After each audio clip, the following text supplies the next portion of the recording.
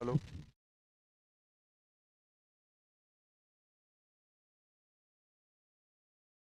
Hello. Hello.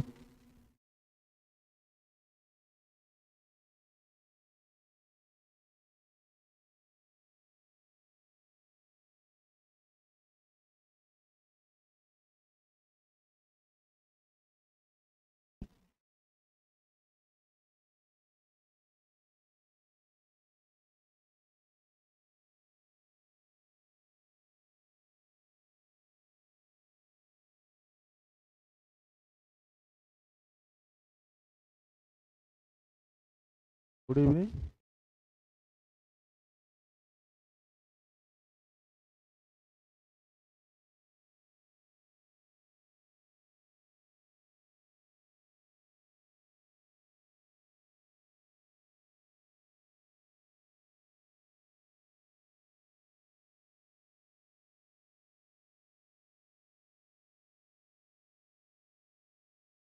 Hello.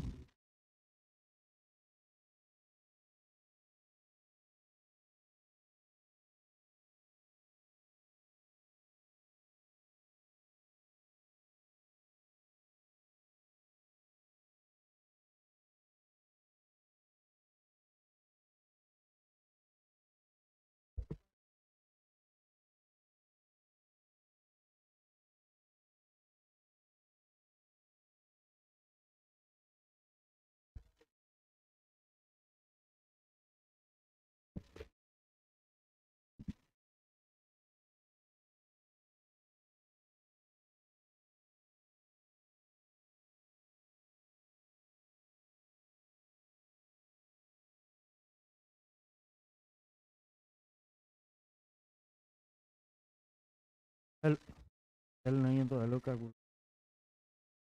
आ रही है आवाज़? आ रही है आवाज़? एकदम क्लियर है?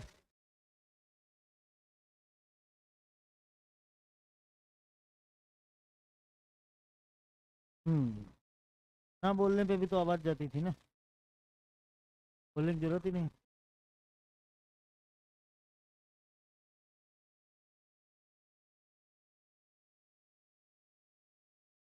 थोड़ी।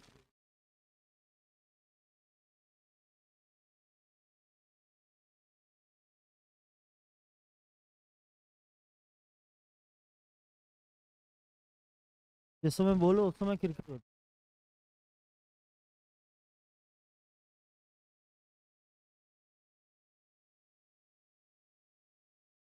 है। तो जिस टाइम मैं बोलता हूँ उस समय खर खर कर कर की आवाज़ आ रही है अभी इसमें। बोलते समय वैसे नहीं बोलता हूँ तो कुछ नहीं आती, लेकिन जब बोलता हूँ तो आती है। तो उस इंजीनियर को एक बार फिर से आप फ़ोन कर।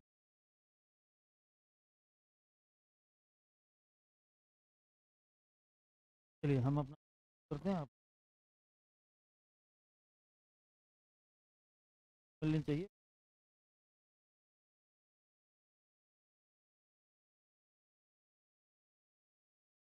ये रखी तो है पेन।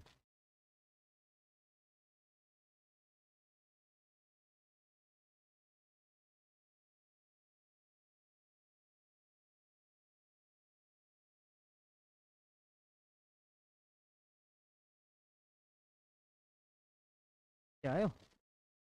पढ़ के आयो प्रियम्बल? पक्का? कॉन्फिडेंट लग रहे हो आज तो। आज क्या मुझसे ही मुकाबला है? मुझे ही हराओगे क्या तुम लोग?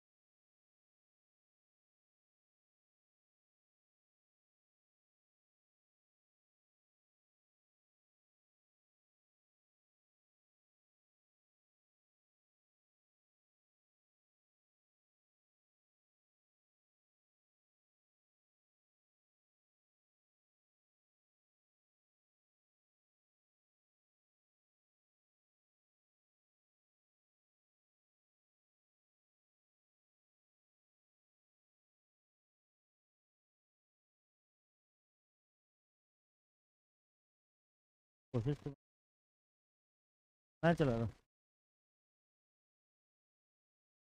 इसमें इंटरनेट है नहीं है?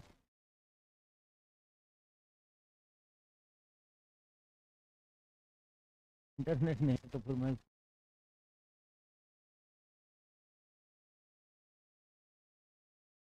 चलिए। तो हम लोग अगर इसके प्रियम्बल को, अगर आप इसके एक बार कंटेंट को पढ़ेंगे तो इसमें कुछ 5 वर्ड लिखे हैं कि हमें इस इंडिया को कैसा बनाना है। लिखा है वर्ड। सबसे पहले स्टार्ट करिए, क्या लिखा है? We the people.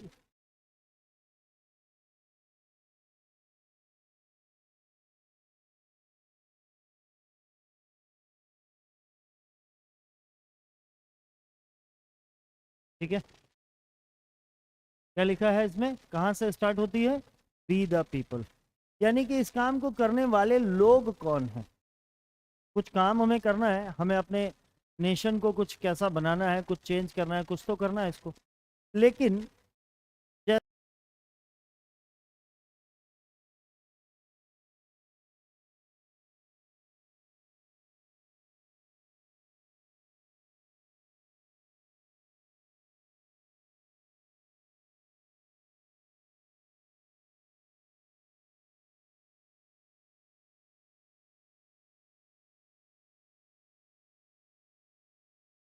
तो नहीं करते ना, यहाँ पर लिख देते we the members of constituent assembly. The constitution is prepared by the constituent assembly, right? And the constitution is starting with the word we the people. Why there is a difference? हम लोगों ने तो बनाया नहीं है constitution, बनाया तो हमारी कॉन्स्टिट्यूएंट असेंबली ने है। Then why we are saying we the people?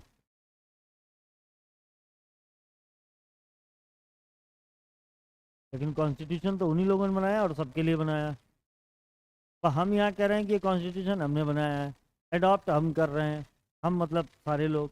तो सारे लोग कहाँ से आ गए? ये तो सारे लोग कभी इंगेज ही नहीं थे। From where these people have come? These were not engaged in making of the constitution. The constitution has not been prepared.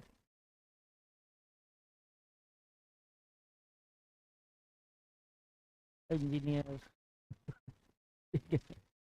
चलिए, तो हम लोग बात कर लेते हैं कि क्यों, आखिर ऐसा क्या हो रहा है कि हमारा कॉन्स्टिट्यूशन प्रिपेयर कर रही है एक कॉन्स्टिट्यूएंट असेंबली। और कॉन्स्टिट्यूशन स्टार्ट कहाँ से हो रहा है? कॉन्स्टिट्यूशन स्टार्ट हो रहा है वी द पीपल के साथ। तो why there is a difference? ठीक, कल हम लोगों ने जब कॉन्स्टिट्यूशन असेंबली के बहुत सारे क्रिटिसिज्म को पढ़ा था, we were having a discussion over the criticism of the constituent assembly.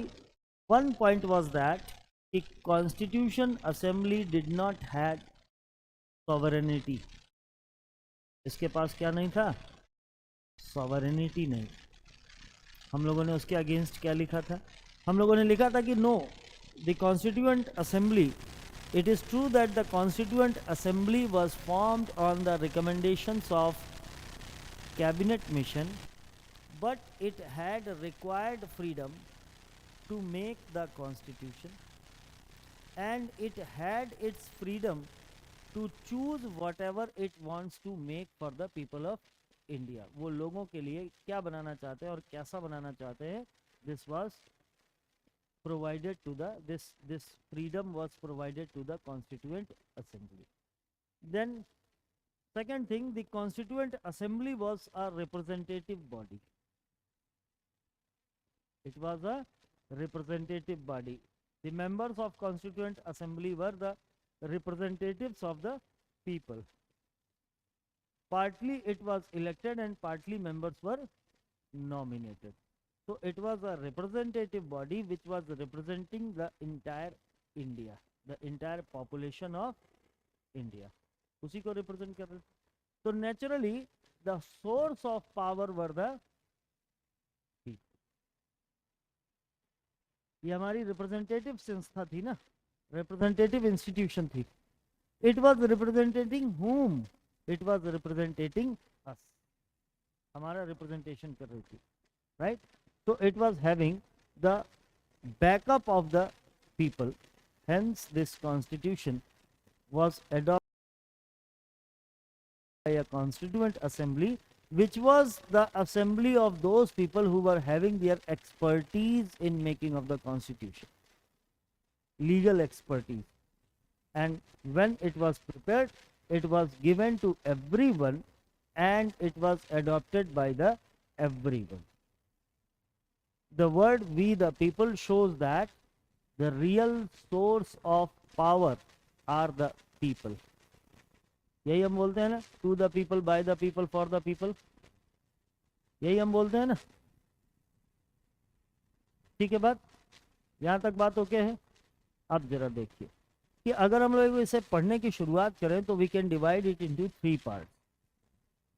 कुछ स्टेट के लिए करना है, कुछ सिटीजन्स के लिए करना है, कुछ इसमें डेट है और कुछ प्रोसेस. राइट, प्रोसेस क्या है कि हमें इसे अडॉप्ट करना है, सबमिट टू आवरसेल्व्स करना है, इम्प्लीमेंट होगा. राइट, डेट क्या है, कौन सी डेट को अडॉप्ट किया गया, ये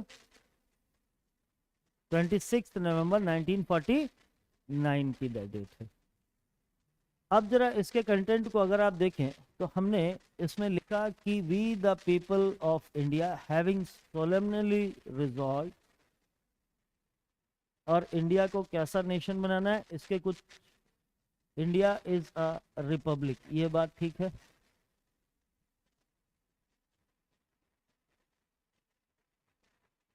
ये बात तो क्लियर है ना कि इंडिया इज अ रिपब्लिक, कोई शंका तो नहीं है.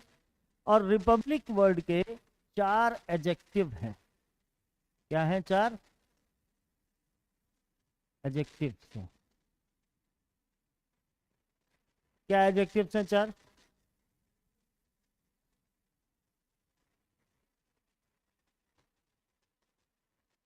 सोवरेन, सोशलिस्ट, सेक्युलर,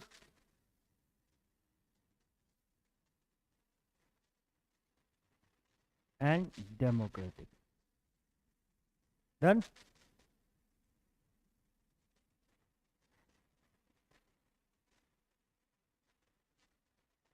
ठीक है बात.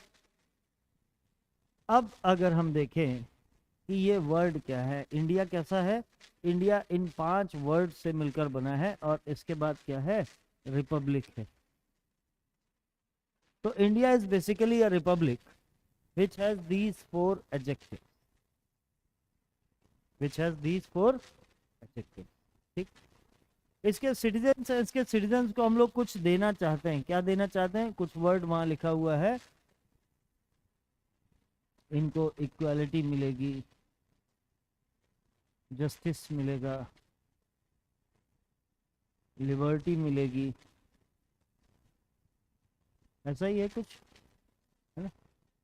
और हम लोगों को इंश्योर क्या करना है, हम सब लोगों को मिलकर इंश्योर करना है यूनिटी एंड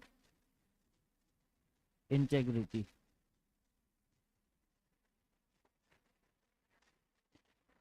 और इसीलिए हम इस कॉन्स्टिट्यूशन को अडॉप्ट कर रहे हैं ऑन 26 ऑफ नवंबर.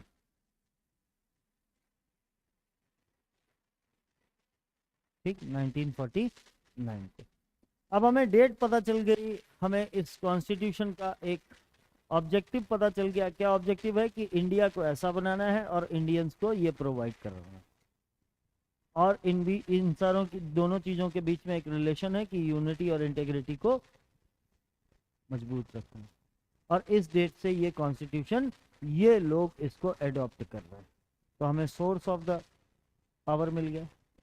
हमें अपने इस कॉन्स्टिट्यूशन में इंडिया को कैसा बनाना है ये पता चल गया, इंडियंस को क्या मिलेगा ये पता चल गया.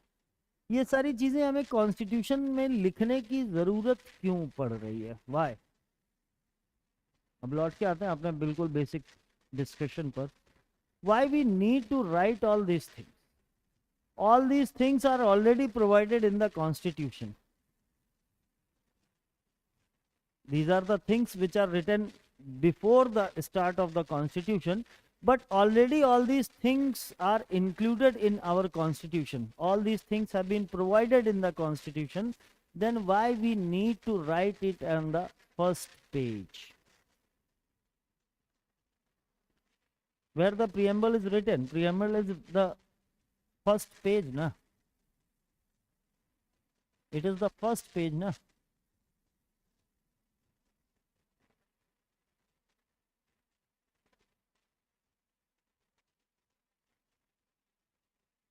First page of Constitution, right? Before the start of the Constitution, we have written a preamble. Its place is that it starts the Constitution, right?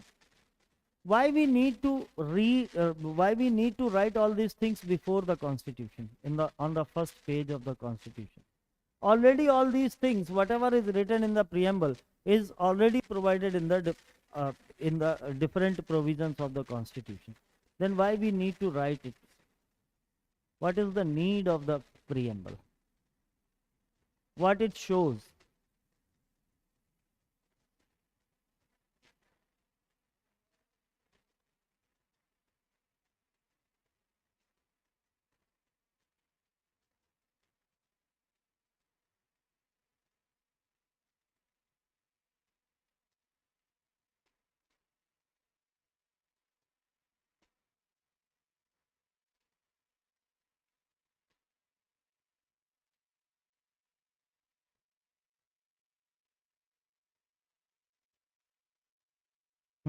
बोलिए, क्यों जरूरत पड़ी हमें इसको लिखने की?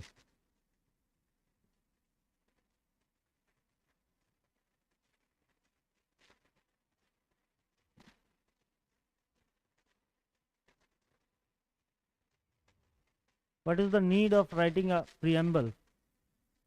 What it shows?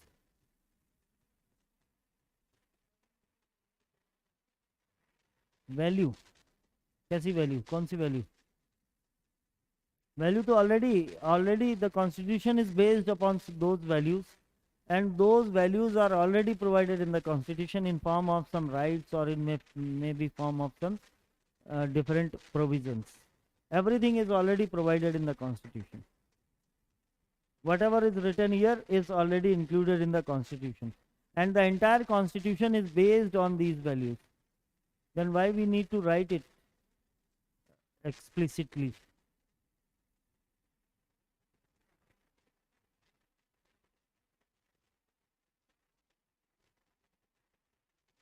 और कुछ सोचो.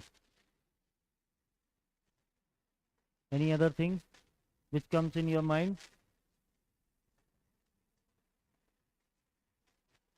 Any other thing? What is the utility? If I ask you one thing very sure, what is the objective of this this preamble? If something has been written in the Constitution, it is not. It is based upon some logic. Constitution is a book, a set of ideas which are designed on the basis of logic. वो logic के basis पर है. कुछ ऐसा super natural उसमें नहीं लिखा हुआ है कि बस तुलसीदास जी ने कहा था इसलिए लिख दिया.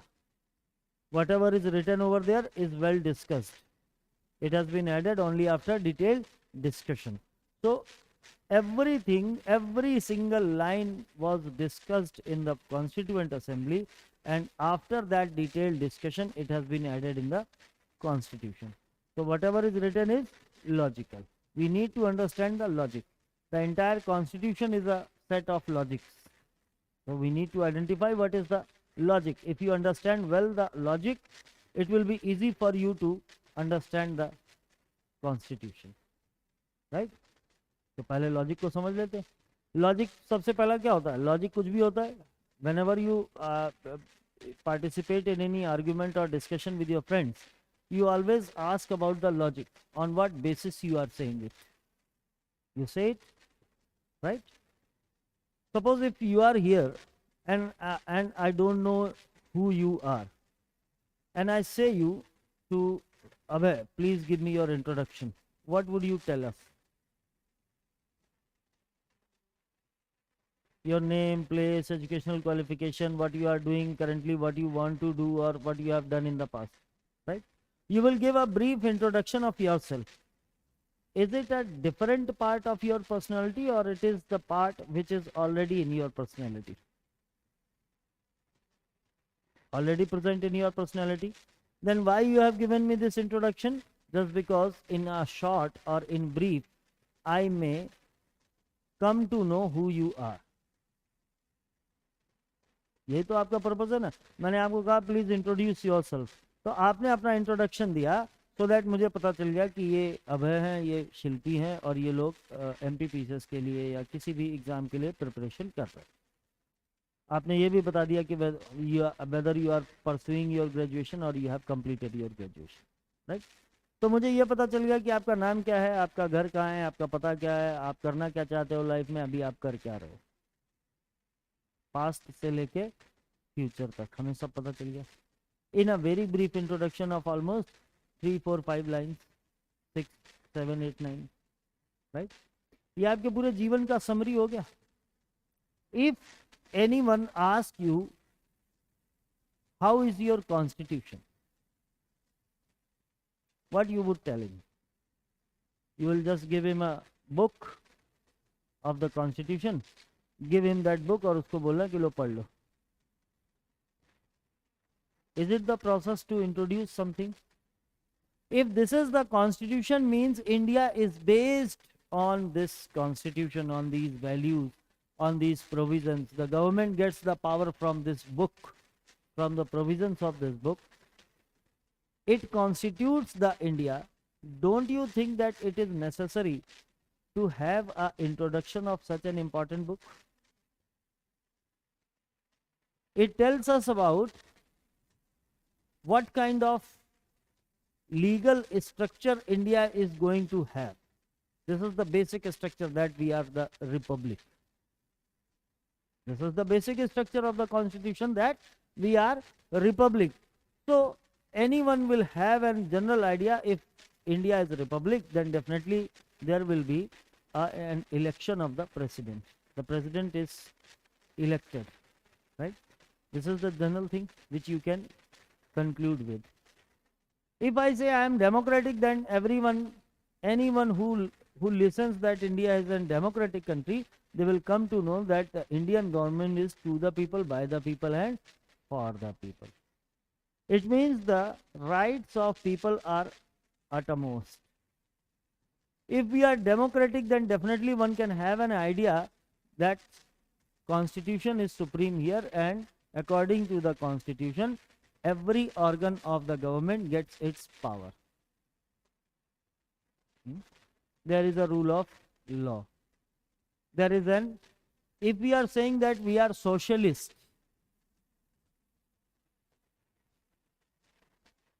then definitely one can have an idea that Indian government or the political structure of India or the legal structure of India says that people are at the core of the policies.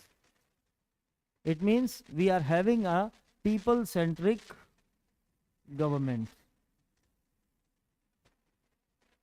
People-centric government means government makes its policies for the welfare of the people. So, if we are socialist, we are a welfare state.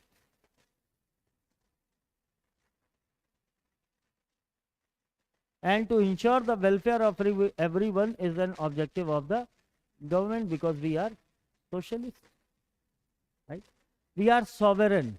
It means this Republic of India is sovereign. It means they do not fall under the rule of any other country or any other power. They have the power to decide their internal and external affairs, right? So this is the idea which we can have about India and the Indian Constitution. That is why, in short, we have written a preamble of the Constitution, that this preamble introduces you with the Constitution.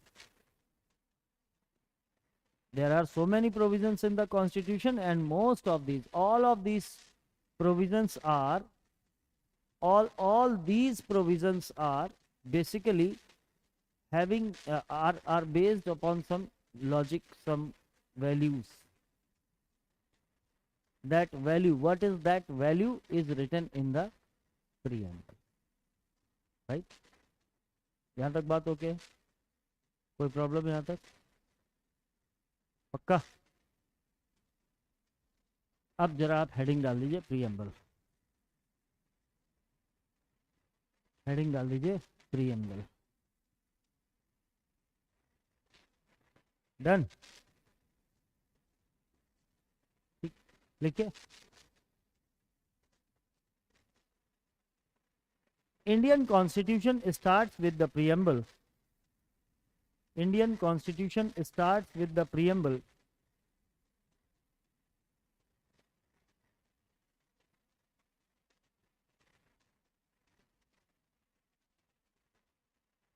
Which is like an introduction of the Constitution. Which is like an introduction of the Constitution.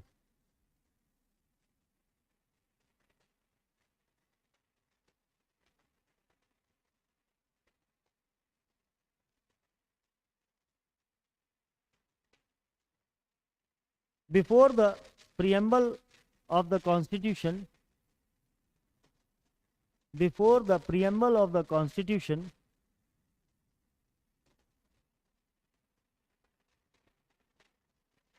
a flower of lotus is printed. A flower of lotus is printed.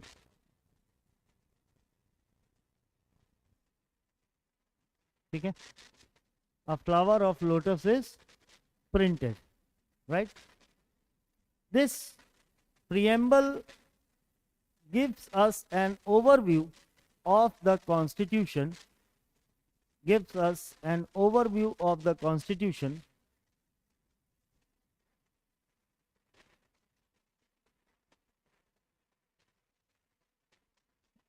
and is based on the objective resolution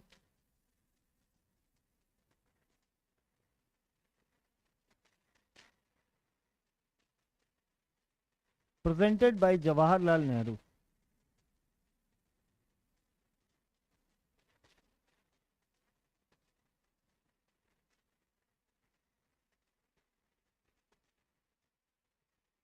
The preamble tells us about the features of India, and also tells us about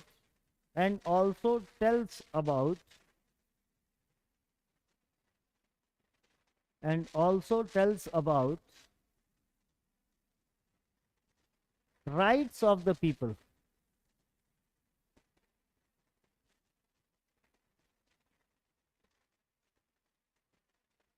It can be divided into three parts.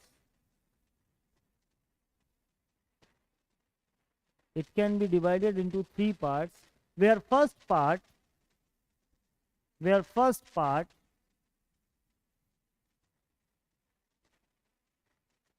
tells us about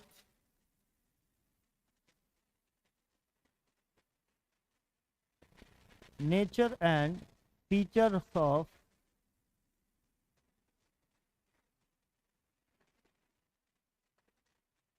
India.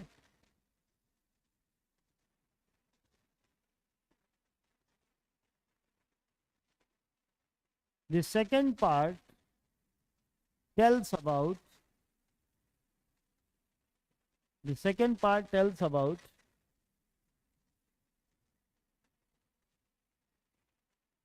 rights of people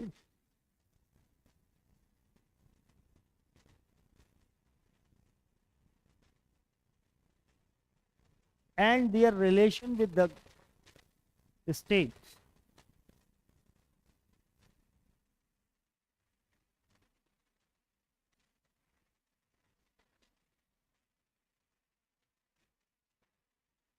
While the third part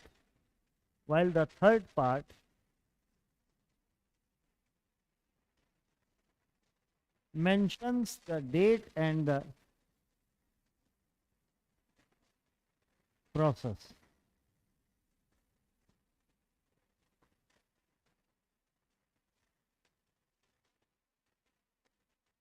Mention the date and the processes. ठीक, paragraph change करके लिखे. In the first part,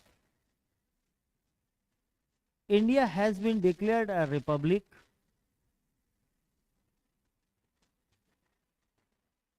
and there are 4 adjectives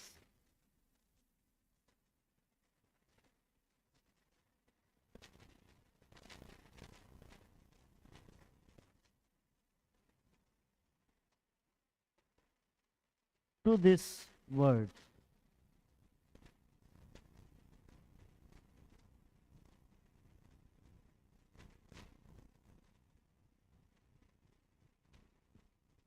Sovereign, socialist, secular and democratic.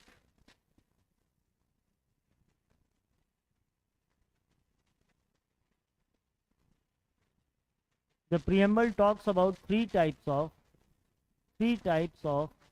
justice.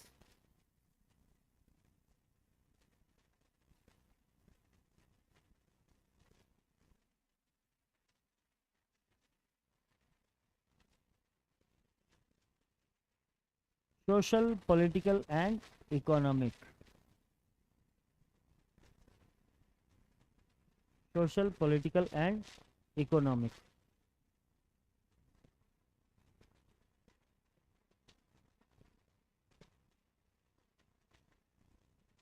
It talks about 2 types of equality.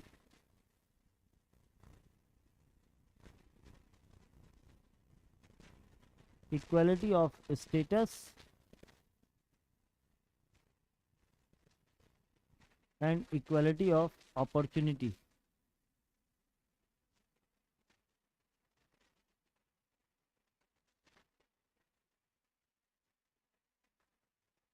Equality of status and equality of opportunity. It has 5 types of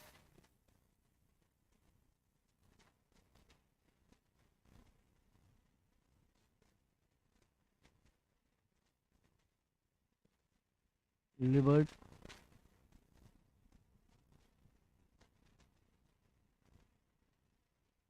ठीक है, liberty of thought,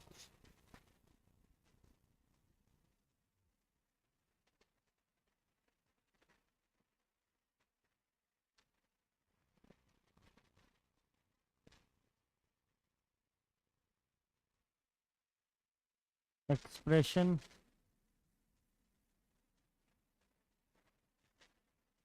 thoughts, expression, thought. liberty of thought का मतलब क्या हुआ है?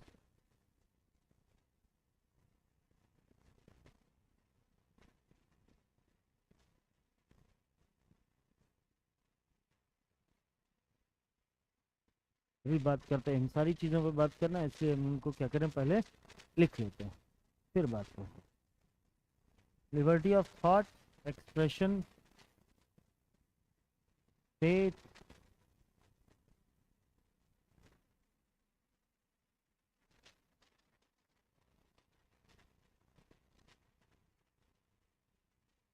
Believe and क्या बोलते हैं उसको, वर्शिप. हाँ, वर्शिप. ठीक, कितनी चीजें तो हैं हमारे कॉन्स्टिट्यूशन में.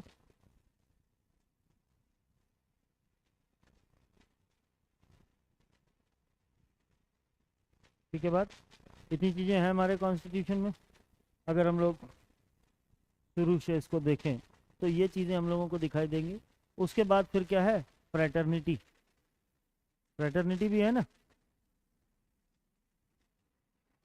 राष्ट्र की एकता एवं बंधुता को बढ़ाने वाली फ्रेटर्निटी. यानी कि एक हमारे पास एक टर्म और है, फ्रेटर्निटी.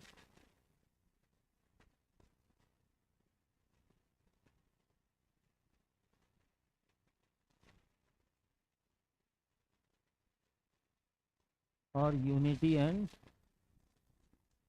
इंटेग्रिटी।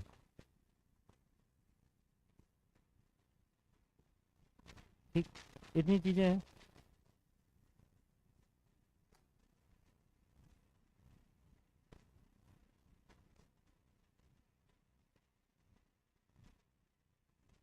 ठीक है बात।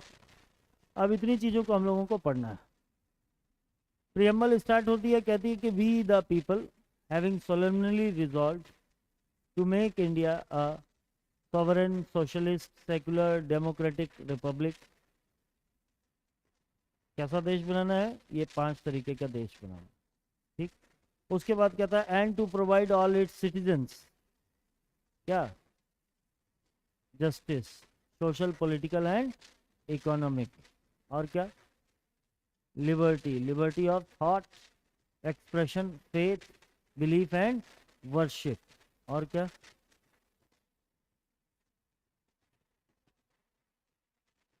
Equality, equality of status and opportunity, right.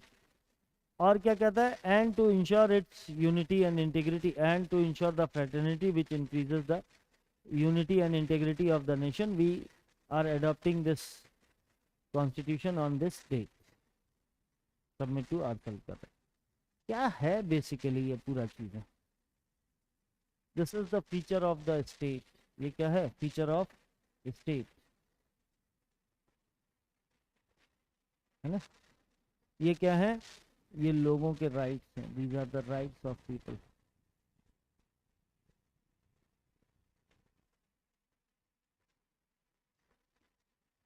है क्या? करना क्या चाहते हैं? अब जब हम अपने कॉन्स्टिट्यूशन को पढ़ेंगे तो we will find that the entire constitution is based on these values. हमारा पूरा कॉन्स्टिट्यूशन किन पर बेस्ड है? इन्हीं वैल्यूज पर based. And if this is based on these values then definitely it is important for us to know what type of constitution we have. So we should have an introduction of the constitution, and this introduction is this preamble। यही preamble हमारा क्या है? Introduction है। वो पूरा constitution का एक overview देता है। एंड इट इज बेस्ड, अभी हम लोगों ने लिखा है कि it is based on the objective resolution presented by the Jawaharlal Nehru. So if it is based on the objective resolution given by Jawaharlal Nehru, presented by Jawaharlal Nehru, and in that resolution it was mentioned that we are sitting here to make a constitution। We are sitting here to make a constitution, क्योंकि constituent assembly है तो यही काम है उसका। And this constitution will be of this nature। And this constitution will be of this nature। So these are the initial things on which our constitution was made later।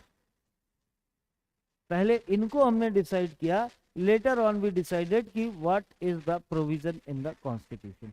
We have to get it, we have to get the justice on social, political and economic perspective, and what is provided in the constitution is a provision how the social justice has been provided। So first we decided the goal or the objective of the constitution। What we have to provide? We have to provide social justice। This is an objective of the constitution। And later on in the different provisions of the constitution we decided कि what kind of provisions we should have, किस तरीके से वो हमको मिलेगा।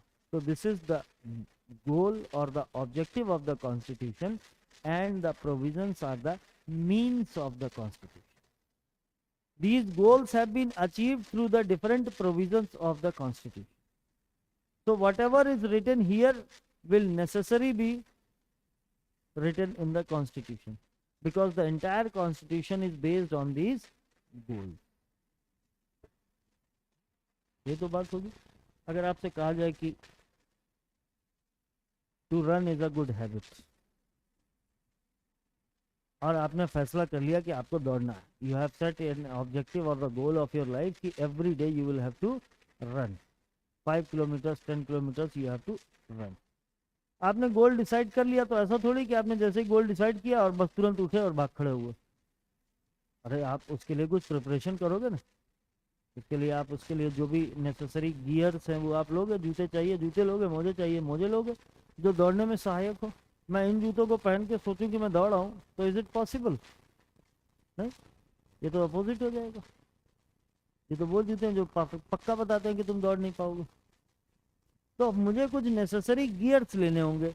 अब वो जूते केवल मेरे पास भी नहीं है, वो जूते मेरे पास भी हो सकते हैं, आपके पास भी हो सकते हैं, आपके पास भी हो सकते, सेम सेम जूते, सेम पेयर ऑफ शूज।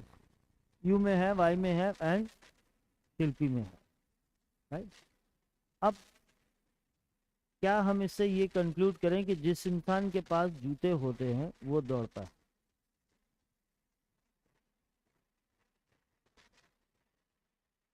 तो provision is something which doesn't show कि whether any constitution is going to provide this objective or not.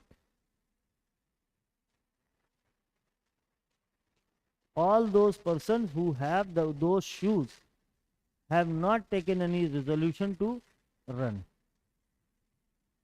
But since I have decided that I will run, that is why I have that pair of shoes. मेरे पास वो शू का pair इसलिए है कि because I have an objective. Other constitution में have the provision, में not have the provision, they may have a different objective, they may have a different objective, but if they have the different they have the similar objective, then definitely they will have the similar provision. जो लोग दौड़ना चाहते हैं उनके पास जरूर जूते होंगे, या जो लोग दौड़ते हैं उनके पास जरूर शूज होंगे, लेकिन जरूरी नहीं है कि वाइस वर्सा हमेशा सही है। So what is important first? The important thing is to decide the objective of the constitution. If you have decided the objective, then similar kind of provisions you will have in your constitution. But it cannot be said that if we have these provisions, then definitely our objective will be the same. Vice versa नहीं हो सकता। जूते हैं तो दौड़ते होंगे ये जरूरी नहीं है। I may have a different objective. I may not walk. I may not, मुझे बस अच्छे लगते हैं इसलिए ले लिए। कुछ लोग जूते दौड़ने के लिए लेते हैं, ज़्यादातर तो दौड़ने के लिए लेते हैं। कुछ लोग जूते इसलिए लेते हैं कि उन्हें दिन भर कंफर्ट है और उनका काम है, सिटिंग जॉब है उनका, सॉरी स्टैंडिंग जॉब है उनका, तो वो भी तो वैसा जूता रख सकते हैं। They have a very different perspective. They have a very different goal, right? So first we need to identify what is our objective, and the preamble is one that thing which decides the objective of the constitution. Done? कोई problem यहां तक? कोई problem यहां तक? नहीं? अब जरा लिखिए।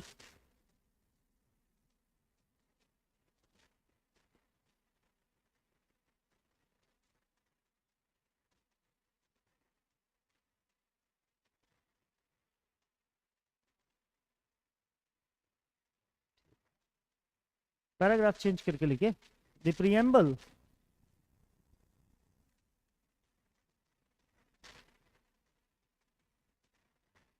is the objective of the constitution, is the objective of the constitution,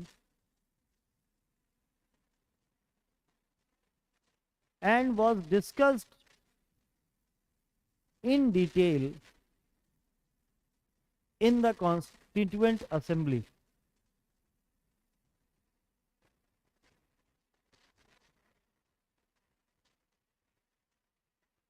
The discussion took place on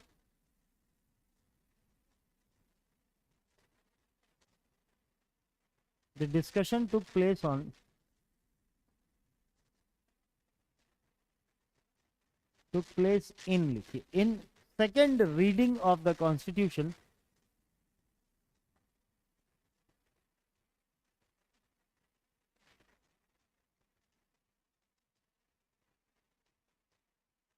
in the 10th session in the 10th session. आगे डेट लिख दीजिए 17th of October 1949. ठीक है.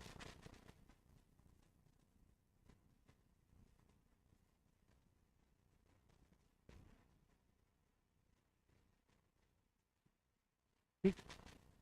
17th of October 1949. There were several changes in the preamble during the discussion.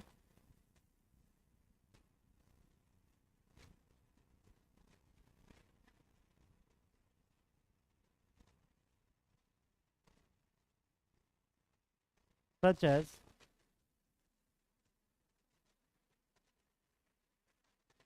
on the suggestions of H.V. Kamath,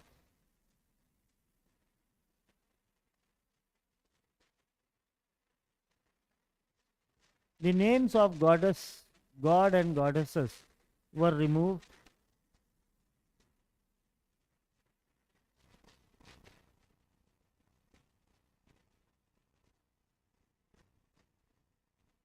And we the people was inserted. We the people was inserted.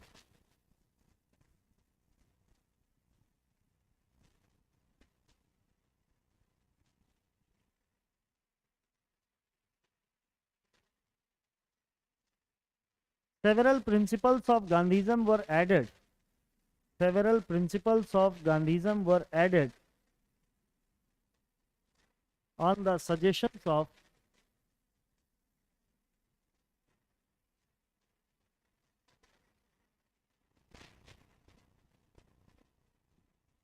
Tibban Lal Saxena.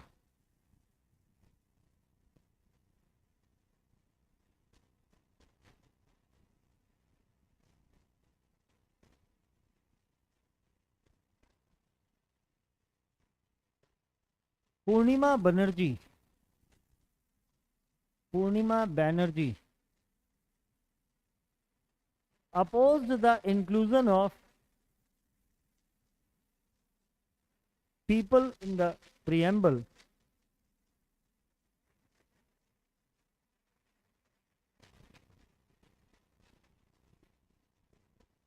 and Mahavir Tyagi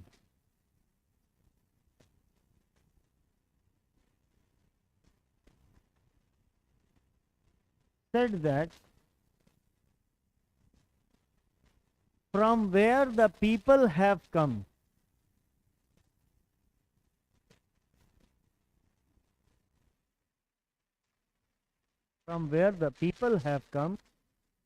this constitution is made by the Constituent Assembly and not by the people.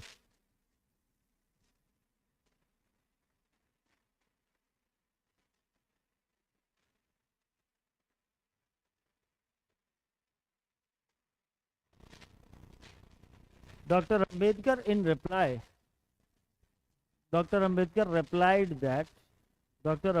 replied that we are the representatives of people. We are the representatives of people.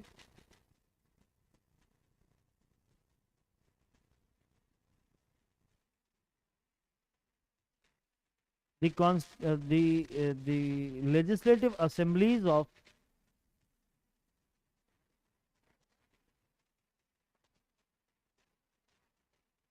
states have chosen us. Legislative assemblies of states have chosen us to fulfill the aspirations of the people. To fulfill the aspirations of the people. Hence, we represent only people.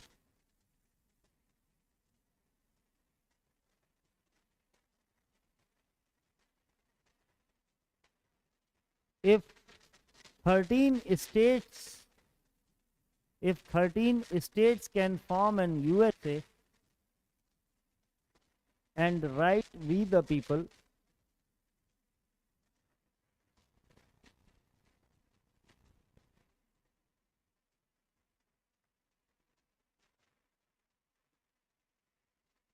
can write we the people, then why not we can write we the people.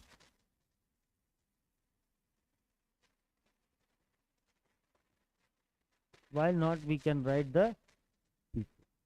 ठीक, नीचे एक heading डालिए, elements of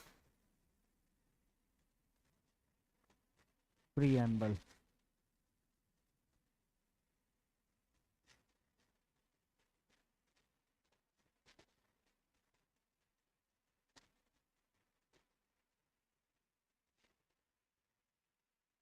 ठीक है, elements of preamble. कितने element हैं, कितने तरीके से बांट सकते हैं. नंबर 1 लिखिए, इसमें बल्कि ऐसे कर दीजिए, लाइन खींच दीजिए. नंबर 1 लिखिए, source of power. Source of power,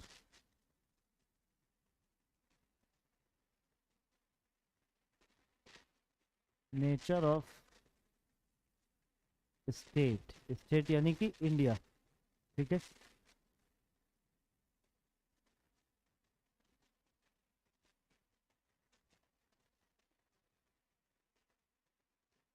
objectives. Objectives यानी कि ऑब्जेक्टिव्स किसके हैं, ये किसके ऑब्जेक्टिव्स हैं. Objectives of state.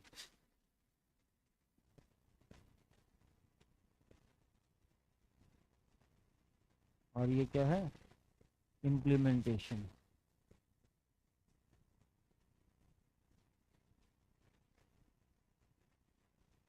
ठीक, यही 4 भागों में हम लोग इसको तोड़ सकते हैं.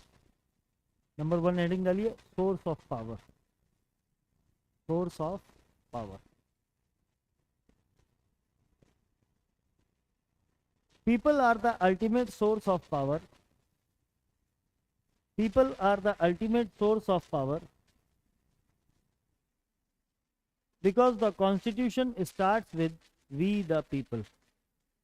Because the constitution starts with we the people.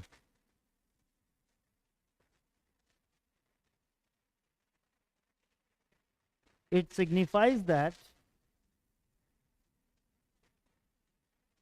India is made by all the people of India. India is made by all the people of India, and everyone has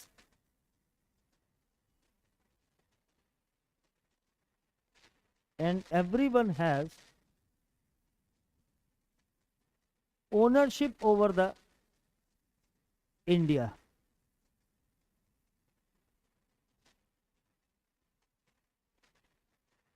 It also signifies that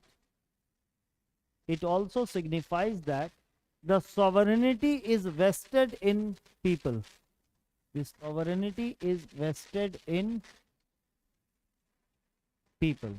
Sovereignty कहाँ है, लोगों में है. ठीक है,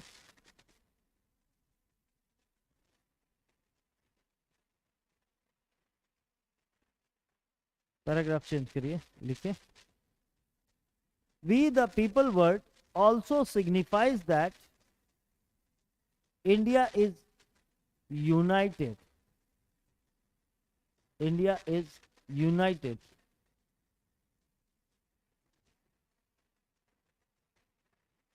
And the position of center is stronger in comparison to states. And the position of center is stronger in comparison to states, because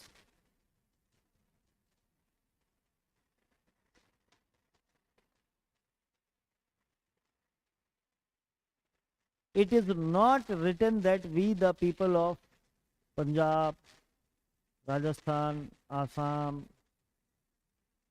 में मतलब UP, central province, Andhra Pradesh etcetera.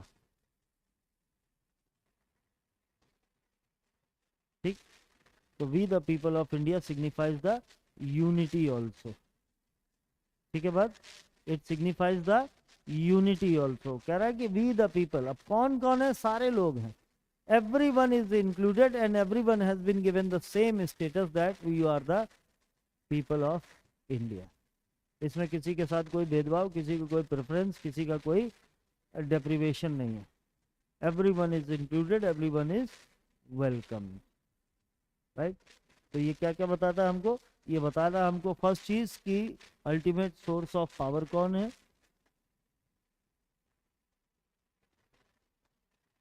ये हमें शो करता है कि यूनिटी की क्या कंडीशन है यहाँ पर, ये हमें शो करता है कि centre is strong,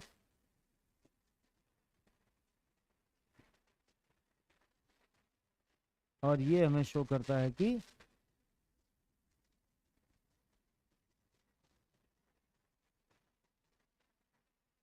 there is a unity and there is a sovereignty। sovereignty is vested in, sovereignty किसके हाथ में है, लोगों के हाथ। चार चीजें बताता है, याद रहेंगी चारों चीजें, पक्का। चलिए आगे लिखिए, नेक्स्ट हेडिंग डालिए, nature of state.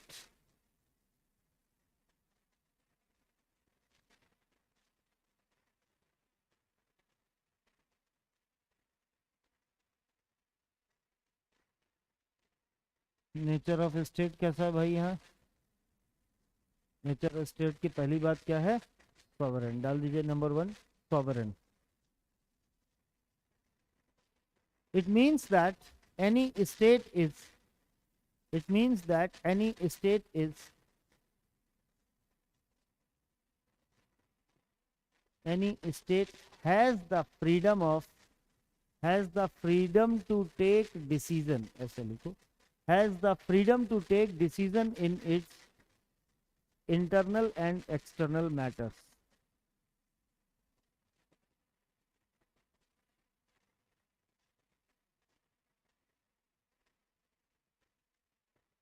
India became sovereign on 15th of August 1947। India became sovereign on 15th of August 1947,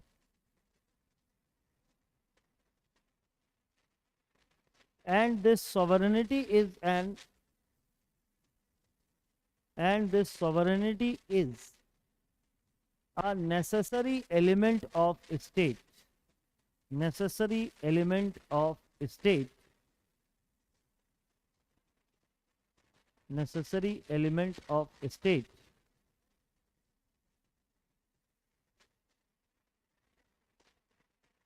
The article 245 and 246 of the constitution, the article 245 and 246,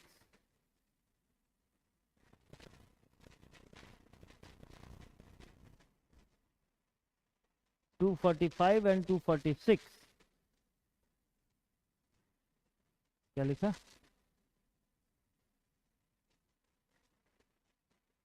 give power to the parliament, give power to the parliament to make the laws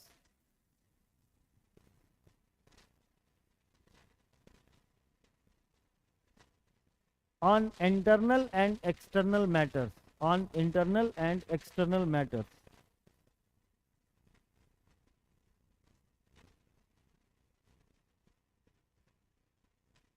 ठीक, ये तो क्या मिल गई हमें, एक legislative power मिल गई, और हमने कहा कि इंटरनल मैटर पर हो या एक्सटर्नल मैटर पर हो, we are having the power to decide for India's future.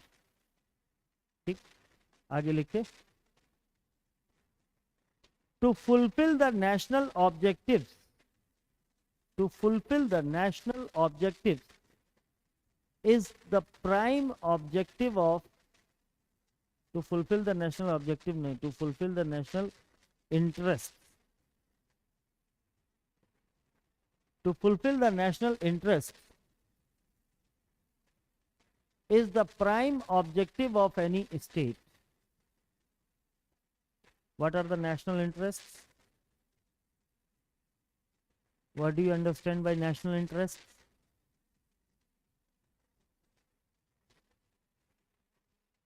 Sorry?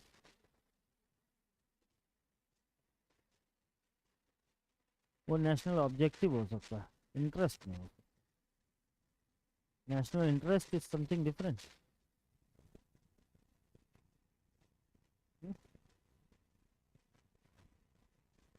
बताइए, what can be the national interest? National interest means all those things which are necessary for any nation. What I need to work. If I need to have huge amounts of fossil fuel, I need to secure it. If it is found in India, then it is well and good. If it is not found in India, then we will always try to make sure that we will always have this fossil fuel. If we are getting it from Saudi Arabia, good. Iran, Iraq, Qatar, whatever, or from the Russia, we are getting it because it is in our interest. It is in our interest. We have a huge population. We have a huge population, and this huge population cannot be fed by the government. We need to create some employment opportunities. Government is not capable of creating so many employment opportunities for everyone. So what it will have to take the help of? It will have to take the help of private sector. And to strengthen the private sector, we need to bring some investment from other countries. We need to talk to other countries to invest in India so that employment generation can be done. Basic infrastructure can be built. Right? This is the national interest. To secure our boundaries is our national interest.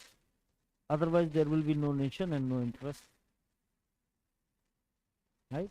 In order to provide health facilities to all the people in India, we need to have a huge team of doctors and chain of hospitals. This is in our national interest. In order to make India stand on its own feet, we need to generate or manufacture or develop some semiconductors. Now it is the time of green energy. We need to ensure that we will always get the required amount of lithium, otherwise this phenomena will not be actualized. हम इसे actualize नहीं कर पाएंगे. हमें lithium चाहिए so that lithium ion batteries can be made, so that e-vehicles can be made. This all is in our national interest. Right? In order to secure our national interest, we are not sufficient. No nation is sufficient to fulfill its own national interest. No nation. किसी न किसी को किसी चीज की तो जरूरत पड़ेगी ना. If I have so many minerals, then I must have that technology to extract those minerals. If I have that technology, then only I will be able to make some certain different kind of things, semiconductor, e-vehicle, Tesla car, Tata Punch, whatever I want to make or manufacture, I need to get some technology. I need to get a training for my own people, otherwise they won't be able to produce anything out of this machine. Right? So this is our national interest. Each and everything which we are doing, which our government is doing, government shakes hand with several nations and doesn't shake hand with several nations. With the Pakistan, which can, at this crucial time, the Pakistan can export us so much of tomatoes. लेकिन अभी हमें उसकी ज़रूरत क्या है कि पाकिस्तान से हम ये अपना अड़ंगा लगा दे तो नहीं, हमें तुमसे नहीं चाहिए, रखे रहो, हम 200 रुपये किलो खा लेंगे लेकिन तुमसे नहीं लेंगे. ये एक है कि हम उससे शेक हैंड नहीं कर रहे हैं, and on the other hand we are shaking hands with US, we are shaking hands with Brazil, we are shaking hands with Russia. What we are trying to do? We are continuously looking for better opportunities. There are certain things which we need, and we need to import those things from certain nations. From Australia we import the coal. कोयला नहीं होगा तो बहुत सारी चीजें नहीं चलेंगी. 80% of your energy is from the coal only. 70% of energy. तो वो कोल नहीं होगा तो एनर्जी कहाँ से आएगी? राइट, इलेक्ट्रिसिटी तो वहीं से आएगी ना जब कोल होगा. And we do not have so much great quality of coal, so we import it from Australia and other countries. And there are certain things to which we export. We are also producing a lot of things. We are also having a huge variety of productions, and we need to export those things so that our trade balance can be maintained. हम उस trade balance को क्या कर पाए? Maintain कर पाए. इसलिए तो जरूरत है, हम लोगों को जरूरत है कि हम लोग अपने इंपोर्ट को कम करें और एक्सपोर्ट को बढ़ाएं. लेकिन इंपोर्ट में क्या कम करें? Can we reduce the fuel? इससे तो इकोनॉमी रुक जाएगी. इकोनॉमी रुक जाएगी तो सब कुछ ही रुक गया. फिर तो पैसा कमा के भी कोई फायदा नहीं निकला, है ना. तो हम लोग कुछ चीज़ों को एक्सपोर्ट करते हैं, कुछ चीज़ों को इंपोर्ट करते हैं. अब हमारा ट्रेड बैलेंस दूर करने में हमारा जो ये सॉफ्टवेयर का सेक्टर है ये बहुत हेल्प करता है. ये सर्विसेज को आउटसोर्स करता है, सर्विसेज को एक्सपोर्ट करता है, वहाँ से बहुत सारे बक्स अर्न करता है, बहुत सारा पैसा अर्न करता है. वो हमारे ट्रेड बैलेंस में काम आता है. राइट. तो to every government, every time the government of every nation tries to secure its national interest, and the entire struggle in this politics is of the fulfillment of national interest. I may have different national interests, any other country may have different national interest.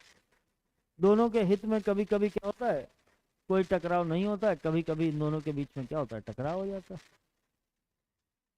If I am exporting something to Europe and similarly वहाँ पाकिस्तान जाकर हमसे भी सस्ता, उनसे India वालों से सस्ता ले लो, हमसे सस्ता ले लो, हम और रेट गिरा के तुमको बेचेंगे, तो ये क्या होगा? इंडिया एक्सपोर्ट्स द वीट को एक्सपोर्ट करता है. Any other country who is having similar kind of amount of wheat, they may also export, they are also doing it. और अगर वो हमसे कम दाम करके बेचेगा तो आपको नहीं लगेगा कि ये भंवरकुआ चौराहे पे खड़े हुए रिक्शे वालों की तरह लड़ रहे हैं आपस में, या ये 10 रुपए में राजीव गांधी, एक बोला 5 रुपए में राजीव गांधी, ऐसा नहीं लगेगा आपको. तो how to react at that time? the security of our boundaries is important for us, right? Boundary की सिक्योरिटी नहीं होगी तो फिर हम कर क्या रहे हैं? And if on any international platform, if Pakistan comes on the stage and says that India has illegally occupied the J&K, it should hand it over to me, what would be our reaction?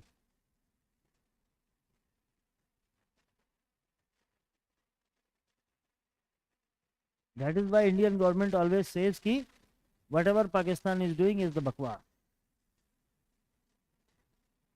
It is merely बकवास. ज्यादा बोले तो जो तुम्हारे पास है वो भी ले लेंगे, अपना वाला देने की तो बात ही छोड़ दो. यही बोलते ना हम. उसको बोलते ना कि पाकिस्तान, जब मान लो कि इंडिया के ऊपर पाकिस्तान बहुत सारे एलिगेशन लगा रहा है और कह रहा है कि इसने इलीगली लोगों को ऊपर अपना शासन बनाया है, J&K को कब्जा कर रखा है, this is wrong, voice of people is suppressed in India, ये सब तमाम चीज़ें वो हमको बोलता है. तो जो कुछ वो बोलता है हम ये नहीं बोलते कि तुम ये गलत बोल रहे हो, हम ये बोलते कि तुम बेटा पहले अपने घर में देख के आओ, तुम कर क्या रहे हो. You are funding the terrorism, you are the source of terrorism, you are becoming a threat to the entire world, you have proved that you are a threat to the entire world. तो हम उसके ऊपर उससे दुगने आरोप लगा देते हैं कि तुम तो और बहुत ही, तुम्हारी तो बात ही नहीं सुननी चाहिए किसी को. हम उसको बोलते हैं कि तुम टेररिज्म लाते हो, तुम्हारे आतंकवादी होते हैं, तुम कोई कार्रवाई नहीं करते हो, ऐसा केवल दुनिया का ध्यान भटकाने की कोशिश कर रहे हो. You are trying to mould the situation, mould the conversation into some other direction. क्यों बोलते हैं? हमारा नेशनल इंटरेस्ट है ना, J&K की बाउंड्री को बचाना हमारा नेशनल इंटरेस्ट है. राइट। इसलिए हम उसको खरी खोटी सुनाते हैं, वो हमको सुनाता है, हम उसको सुना के चले जाते हैं। ये तो the entire struggle is of the national interest. We need some energy at this time. We need some energy. We are a developing country. We need huge amounts of energy so that our industries can run, the development can be brought, people can be given, supplied the electricity. Our population is growing, our houses are growing, our institutions are growing, our industries are growing. We need, day by day we need more and more energy. And from where the energy will come? Energy will come from its sources, and the sources are coal, hydroelectric, wind energy, nuclear energy, tidal energy, solar energy, whatever. तो इसलिए हम चीज़ों को क्या करते हैं, बना रहे हैं अपने लिए. We are fulfilling our national interest. But any country cannot be sufficient in fulfilling its national interest. So what to do now? They will have to shake hands with other countries. They will have to interact with other countries. They will have to make the friendly relationship with the other countries. Otherwise, who will give us the oil? Since past 75 years, we are shaking hands well with the Gulf nations. Why? What is the motive? हम तो उनसे कभी नहीं कहते we are the champion voice of democracy in the world. We are the biggest democracy and are the champion voice of this democracy. But we never ask any of the Gulf country to adopt the democracy. The monarchy is there. हम बोलते monarchy हमें नहीं चाहिए क्योंकि वो खराब है, वो गंदी है, वो बेकार है. लेकिन जब वहां जाते हैं तो कहते हैं और शेख साहब कैसे हो, हाउ आर यू. उनसे नहीं कहते कि आप अपने यहाँ पर डेमोक्रेसी ला दो. Because we have to make the friendly relations with those, because we are dependent on them for the energy. तो हमारा वहाँ काम दबा हुआ है. उनके घर में जाके नहीं बोलोगे कि अपने यहाँ लेके आओ, वरना अगले दिन वो पाइप की टैप बंद कर देगा, क्या हो गया तुम्हारा खेत तेल वेल, अब तुम देख लो किसी और को. तो क्या हम ऐसा कुछ चाहते? नहीं चाहते ना. तो बच के चलना पड़ेगा ना, चलना पड़ेगा ना बच के. तो this is the national interest. इसी में लेके आज के बाद समझ गया ना, आइडिया हो गया ना पूरा. तो आज के बाद जब कभी भी तुम न्यूज़ देखोगे, चीज़ों को देखोगे, तो तुम देखोगे न्यूज़पेपर में कि एस जयशंकर क्या बोल रहे हैं, क्या कह रहे हैं. You will pay some attention to his words and you will try to know कि how intelligent he is, how smart he is. Right. चलिए आगे लिखिए, क्या लिखा last.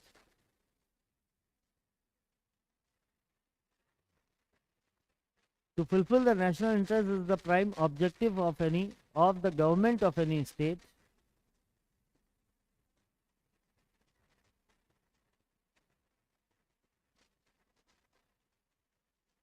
and any state cannot fulfill all its national interests. Any state cannot fulfill all its national interests by its own. By its own. They will have to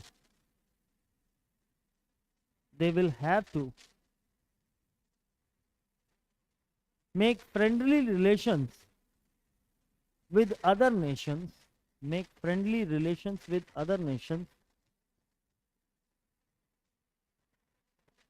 and cannot remain neutral in world politics.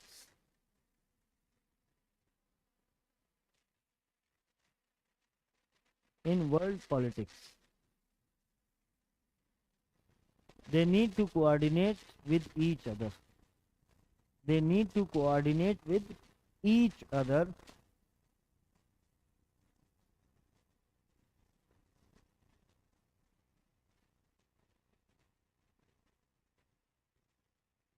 In this era of globalization, we need global support.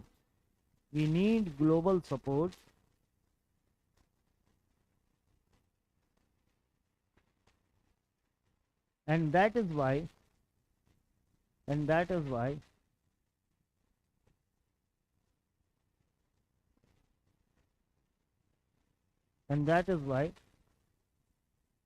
nations make organizations. Nations make organizations. And that is why nations make organizations. ठीक है बात? Nations make the organization. क्या कोशिश करते हैं? They try to extend their cooperation with each other so that their national interest can be fulfilled. The Arab nations want money, we want oil. And the exchange of both these things is going on since past. Right? हमें तेल चाहिए, उन्हें पैसे चाहिए. They can introduce the development in their country only by using that money.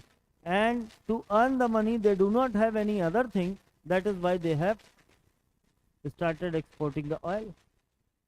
And with the use of this money, they are now trying to create their world, they create their nation into a tourist destination. That's why so many people go to Dubai. Why they go to Dubai? आज से 50 साल पहले तो कोई घूमने नहीं जाता था. रेगिस्तान पड़ा हुआ है, वहाँ क्या मजा आ रहा है?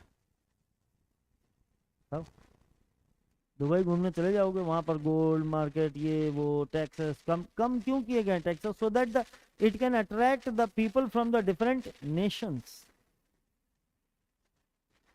ऐसा नहीं है कि उनके यहाँ कोई जमीन से सोना निकलता है. सोना वो भी तो इम्पोर्ट ही करते हैं ना. But it is the largest gold market. तो गोल्ड मार्केट नहीं है वो, केवल वो क्या है? गोल्ड ज्वेलरी की market. It is not a gold market, it is a gold jewellery के मार्केट. वहां ज्वेलरी खरीदना है तो चले जाओ, गोल्ड खरीदना है तो आरबीआई के पास चले जाओ, वो तो पूरी दुनिया में एक जैसा ही रेट है. गोल्ड आपको लेना, मेटल लेना, तो मेटल ना भी लेना तो आप मेटल के शेयर ले लो, बॉन्ड ले लो, कुछ भी ले लो. वो तो हम ले ही सकते हैं ना, गोल्ड बॉन्ड. गोल्ड बॉन्ड ले लो. गोल्ड लेने की क्या जरूरत है? एक कागज लिए घूमो, जब जरूरत करे तो बदलवा लो. इसमें लिखा है कि 250 ग्राम गोल्ड इनके पास है, तो 250 ग्राम गोल्ड की वैल्यू आपको मिल जाएगी. If you are looking for an investment opportunity only. But if you are looking for the jewellery, then definitely you should go to Dubai. आप वहाँ जाइए, वहाँ से ले आइए. Why they have developed their nation? Because उन्हें पता है कि ये फॉसिल फ्यूल तो आज नहीं तो कल ये कुआं सूख जाएगा, ये फॉसिल फ्यूल खत्म हो जाएगा, फिर क्या करेंगे हम? और तो हमारे पास कुछ है नहीं. गेहूं, दाल, चावल, चना, चीनी तो कुछ है नहीं अपने पास कि हम क्या एक्सपोर्ट करेंगे. एक्सपोर्ट करने के लिए कुछ चाहिए ना. एक मिनट जरा.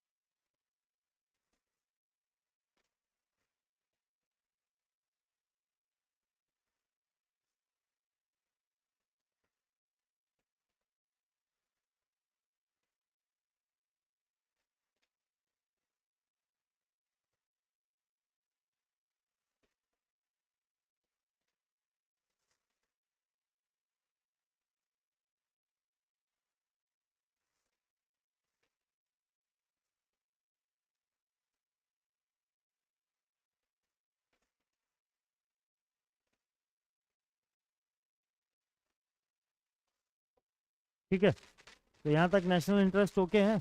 पिक्चर बड़ी हो रही है. इसी पॉलिटी से जाओगे इंटरनेशनल रिलेशंस की तरफ भी, दुनिया को देखोगे ना. हम कह रहे हैं उतने दिन से, 10 दिन से हम पढ़ रहे हैं कि our constitution is based on the 60 constitutions of the world. तो at least we should roam. Class में बैठे बैठे ही घूमे दुनिया में क्या चल रहा है ना. इतनी चीज़ें हम अलग अलग कॉन्स्टिट्यूशन से ले आए, इतने अलग अलग देशों से ले आए, तो at least we should know what is happening there. वहीं से क्यों ले आए? आपने कभी पढ़ा कि हम सऊदी अरब की कॉन्स्टिट्यूशन से कुछ ले आए? है नहीं तो लाओ बेटा. है नहीं तो लाओ बेटा. बताओ किसी गल्फ कंट्री के बारे में आपने पढ़ा हो कि ये हमारा सोर्स का, कॉन्स्टिट्यूशन का सोर्स वहाँ है? कतर से ले आए, सऊदी अरेबिया से ले आए, कहीं से ले आए. नॉर्थ कोरिया से ले आए, पढ़ा कभी नहीं पढ़ा ना, है नहीं तो लाओगे कहाँ से, होना भी तो चाहिए, राइट। और बहुत सारी चीज़ें जहाँ कहीं पर भी हैं भी तो हो सकता है कि हमारे पसंद की नहीं, उनका उनका form of government is very different from our form of government. हम अपने यहाँ डेमोक्रेटिक रिपब्लिक लेके बैठे, वो अपने यहाँ मोनार्की लेके बैठे, उनसे हम क्या ला पाएंगे, हम उनसे क्या ला पाएंगे, दोनों एक दूसरे को मैच ही नहीं कर रहे हैं, तो हम उनसे क्या लाएंगे, कुछ नहीं लाएंगे हम उनसे। जो मैच करता होगा वहीं से लेके आएंगे, जो मैच नहीं करता उससे तो कुछ नहीं ला पाएंगे। इसलिए हम जापान से ले आए, यूएस से ले आए, आयरलैंड से ले आए, Canada, Australia, south Africa, France, Germany, Russia, सब जगह से ले आए, वहां से कुछ नहीं लाया। चाइना से कुछ लाया क्या, कुछ नहीं लाया ना, क्योंकि वो हमसे मैच ही नहीं करता। मोरोवर दूसरा रीज़न ये है कि वो हमारे बाद बना था, हमने तो अपना पहले बना लिया, वो हमसे 2 साल बाद उसको फ्रीडम मिली। लेकिन उनका कॉन्स्टिट्यूशन कब बना, जब तक हमारा बन चुका था, जब तक उन्हें आज़ादी मिली तब तक तो हमारा ही बन गया, है ना। तो अब दूसरी अगर कोई अच्छी चीज़ हो जो लाई जा सकने वाली हो तभी तो लाओगे, ज़बरदस्ती थोड़ी कुछ लाओगे। पाकिस्तान के कॉन्स्टिट्यूशन से क्या लाए, कुछ लिखा है बताओ, पाकिस्तान से तो कुछ नहीं लाए ना, नहीं लाए ना। बांग्लादेश के कॉन्स्टिट्यूशन से, वहाँ से भी कुछ नहीं लाए। जो चीज़ हमारे बाद है और अच्छी जो चीज़ हमारे पास ऑलरेडी है, हो सकता है कि पाकिस्तान ने जब बनाया हो तो हमारे वाले से ज़रूर कुछ ले लिया हो सकता है कि बांग्लादेश ने जब कुछ बनाया तो हमारे वाले से ज़रूर ले लिया होगा, क्योंकि वो हमारे बाद बन रहा है। हमारे पास already it is a collection of all the good ideas, already we have a collection of good ideas, so we need not import anything from other countries or the nations of the constitution, right? We already have each and everything, every goodness is in our constitution, so we need not import anything else, right? चलिए आगे लिखिए फटाफट type से, फटाफट type से क्या लिखना है, क्या लिखा अभी हमने, nations make organization and in this way they extend cooperation with each other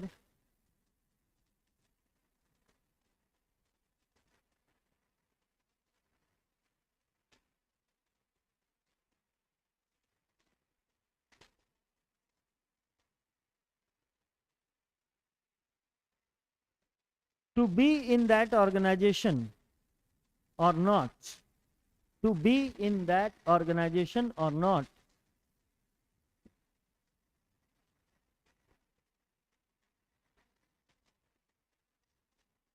depends upon the will of the nation.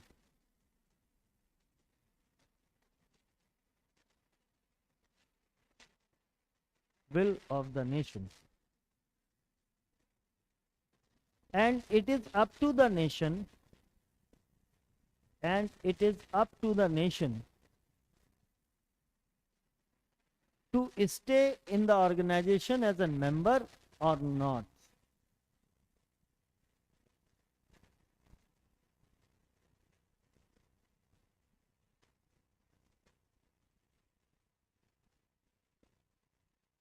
In this way,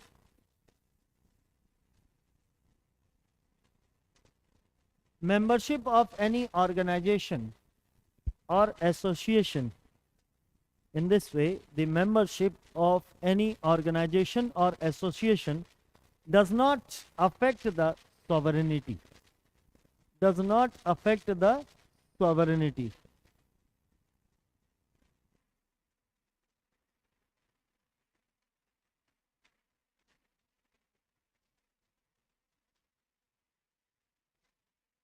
धन्यवाद। It does not affect the sovereignty, वो सॉवरेनिटी को कहीं पर भी अफेक्ट नहीं करता है। तो अगर कोई आपसे पूछे कि do you think that the sovereignty of India is affected by becoming a member of Commonwealth और यूएनओ और any other organisation, will you agree with that person? क्या यूएनओ का मेंबर बनने से इंडिया की सॉवरेनिटी खत्म हो गई? यूएनओ के तो बहुत सारे आदेश हैं जो हमें मानने पड़ते हैं। हम तो कह रहे हैं कि we are free, we are independent, लेकिन यूएनओ बोलता है कि ये काम करना है तो हमें करना पड़ता है। Does it affect our sovereignty और नॉट?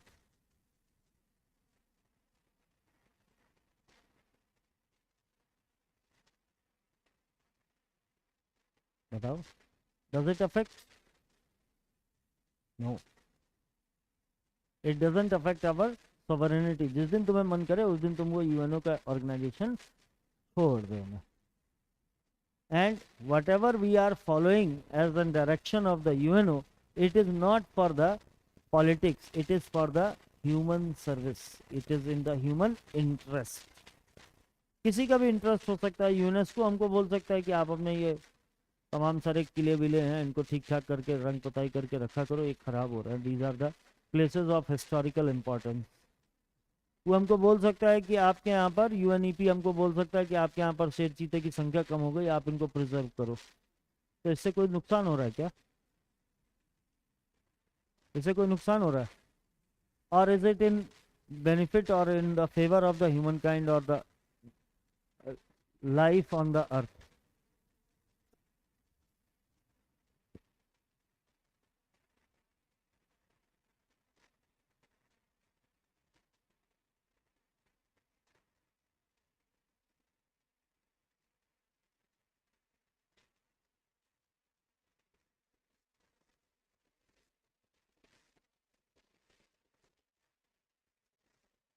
ठीक है, ठीक तो नहीं है। चलिए, तो यहाँ तक बात हो गई अपनी। कोई यहाँ तक कंफ्यूजन नहीं है कि it is not affecting our sovereignty if we become the member of any international organization. We are always free to join any organization, and we are always free to leave any organization. It is up to us whether to be in that organization or to leave the membership of that organization. It is not going to affect our sovereignty, right? आगे लिखिए, next word is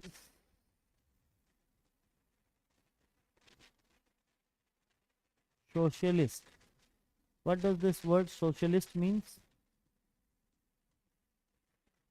Have you ever read this word socialism? क्या है? What is the meaning of this socialism?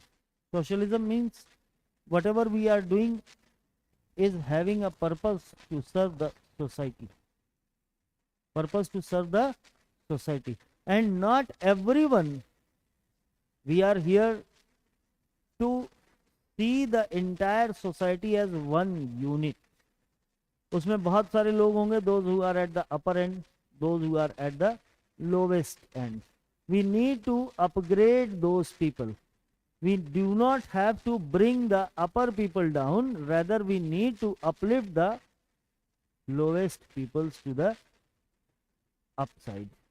इनको हमें upside move करना है. If we are not doing it, we are doing no good for the society, right? We are not here to leave people on their own fate, rather we are here to help everyone to grow. We are here to help everyone to bring everyone in the mainstream of the nation. Otherwise our purpose will be failed, right? लिखिए,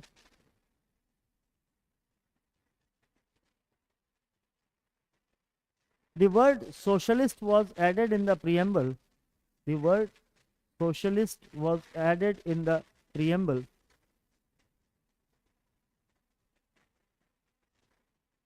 by 42nd Constitutional Amendment Act 1976, by 42nd Constitutional Amendment Act 1976. It means that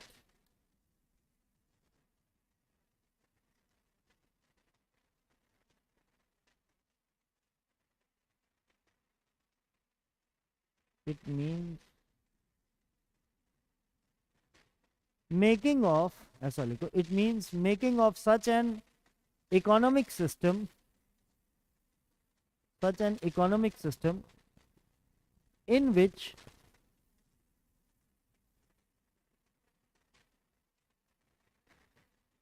the focus is on equality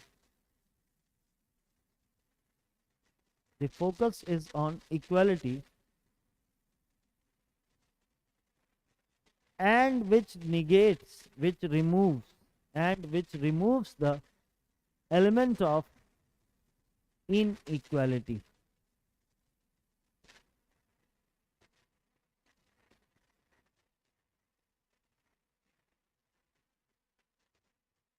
In a socialist system,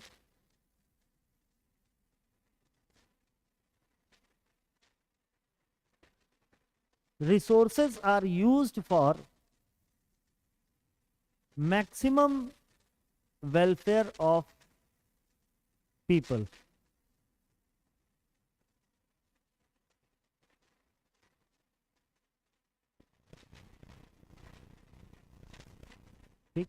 Maximum welfare of people. How we can maximize the welfare of people? How?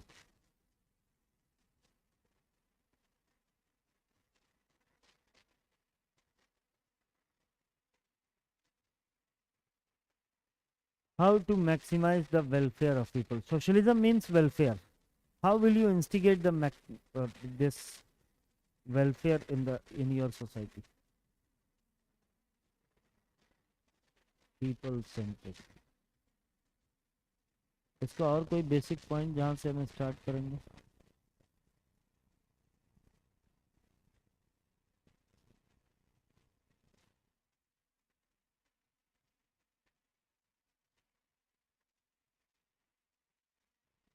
When India got its freedom in 1947,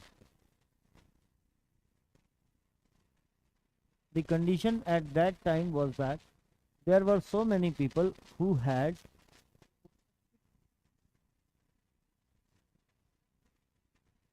over resources, and there were other there was another group of people which was resourceless.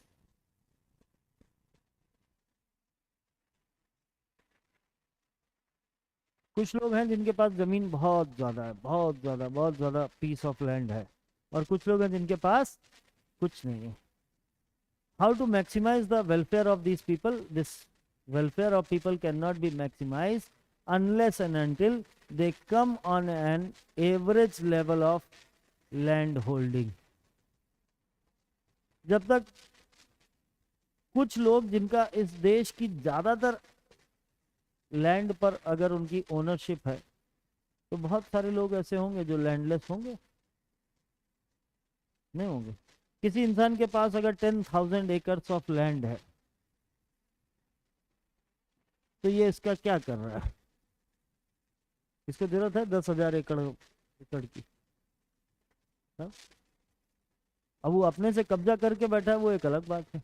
वो अपने से अपनी registry करवा के बैठा है, उसकी legal ownership है, that is an another thing. But he may have only 100, और ये जो बाकी 100 है, इस 100 को हम क्या कर सकते हैं? रीडिस्ट्रीब्यूट कर सकते हैं.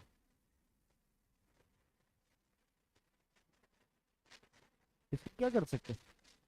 रीडिस्ट्रीब्यूट करें तभी तो लोगों के पास, जब if the people do not have the resources, how will they become prosper? बताओ.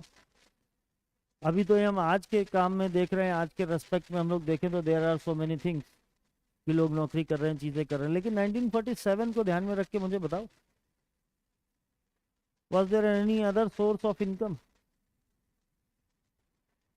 90% of the people were engaged in agriculture, and if few people have established their control or the ownership over the piece of land, then definitely it will divide another people from becoming a landlord or farmer with the land.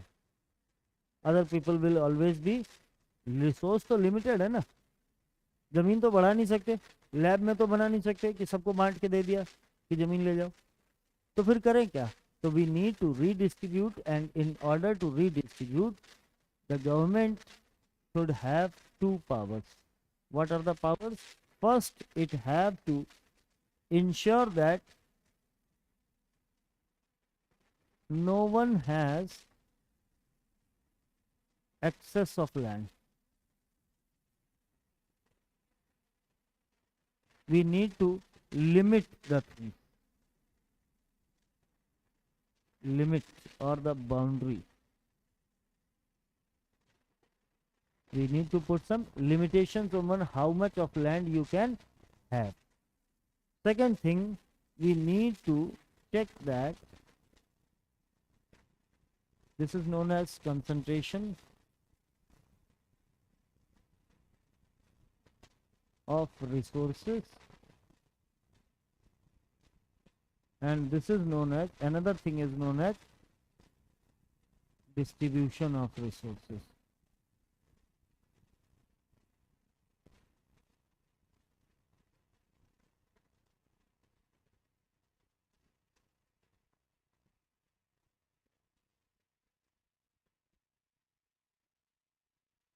बस ऐसे देखो, equal distribution, equitable distribution बल्कि लिखो,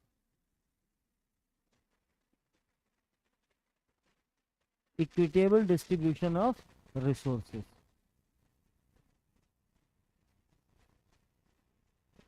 ठीक है बात. Equitable distribution है, everyone has a share. किसी के पास कम होगी थोड़ी बहुत, किसी के पास ज्यादा होगी, किसी के पास बहुत ज्यादा होगी, किसी के पास थोड़ी कम होगी, but at least people will have their share in the resources. So it will avoid the concentration of resources in few hands. किसी के पास ऐसा नहीं होगा कि किसी के पास 10,000 एकड़ लैंड है और किसी के पास 0 है, ऐसा नहीं होगा. Right. This is called, this is the way in which we can do the maximum welfare of people. हम रिसोर्सेस को किसी एक के हाथ में कंसंट्रेट नहीं होने देना चाहते, rather we want that this resource should be distributed equitably, equitable distribution हो इसका, and everyone has some share in the resources. Right. This is the way in which we can do the maximum welfare of people. लोगों का अधिकतम कल्याण और कैसे होगा? We will make, and again we will make several policies or schemes or whatever. But अभी क्या है कि हमें ये चीजें करनी पड़ेंगी. जब तक हम ये नहीं करेंगे, we will not be able to say that we are a socialist nation. Socialism का मतलब ही यही है कि सबके पास रिसोर्स होने चाहिए, मैक्सिमम बेनिफिट ऑफ पीपल होना चाहिए. मैक्सिमम बेनिफिट कैसे होगा? People should have their ownership over the resources, otherwise उनका मैक्सिमम वेलफेयर हम कभी इंश्योर ही नहीं कर पाएंगे. ऐसा ही होगा ना. कैसे इंश्योर करोगे? 1947 की स्थिति सोच के मुझे बताओ कि कैसे इंश्योर. किसी को खाना दे देने से केवल नहीं होगा ना, उसका परमानेंट डेवलपमेंट आपको करना है. परमानेंट डेवलपमेंट होगा कैसे? We need to let them grow. कैसे ग्रो कराओगे if they do not have any resource? Problem है ना. तो क्या करना पड़ेगा? सोशलिज्म बोलता है कि मैक्सिमम बेनिफिट करना है. लोगों का क्या करना है? मैक्सिमम. वो ऐसा नहीं बोलता कि नहीं सबको इक्वल करो, तो धीरू भाई अंबानी की सारी कंपनी छीन लो, चलो हम लोग चलाएंगे, सारे लोग मिलके चलाएंगे. ऐसा थोड़ी बोलता है. वो बोलता है लोगों का मैक्सिमम बेनिफिट करना है, यानी कि जो लोग बहुत नीचे पड़े उनको और ज्यादा काम करना है, जो ऊपर है उनको कम, उनसे ऊपर उनको कम, उससे ऊपर उनको कम, क्योंकि पीपल आर केपेबल इनफ. हमारी सबसे ज्यादा जरूरत सबसे गरीब आदमी को है, जो सबसे कमजोर इंसान होगा, उसको गवर्नमेंट की सबसे ज्यादा जरूरत होगी. कोई 70 साल का आदमी हो और वो एकदम बूढ़ा हो, उसको सबसे ज्यादा जरूरत तो खाने की है ना. या उसको तुम बोलोगे कि तुम्हें खाना मिलेगा, आओ चलो तुम वहां रहो, चल के तुमको खाना मिलेगा, तो चल देगा तुम्हारे साथ. लेकिन अगर उसको बोलो कि आओ चलो बम्बई चलते हैं, वहाँ धीरू भाई अंबानी से हिस्सा मांगते हैं, कैसे कैसे यार, अकेले ले लिया यार, हमको भी दो ना यार. कितना बड़ा अमाउंट उसको मिल सकता है, लेकिन वो जाएगा नहीं तुम्हारे साथ, क्योंकि उसको पता है कि तुम उसको बुद्धू बना रहे. सही है ना. तो लोगों का मैक्सिमम बेनिफिट करना है, इक्वल बेनिफिट नहीं करना है, मैक्सिमल बेनिफिट करना है, मैक्सिमम उन लोगों का वेलफेयर करना है. ठीक है. लास्ट लाइन बोलिए क्या लिखा? Maximum welfare of the people. The socialism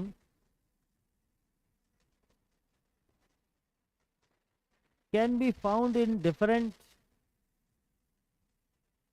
forms, such as Indian socialism,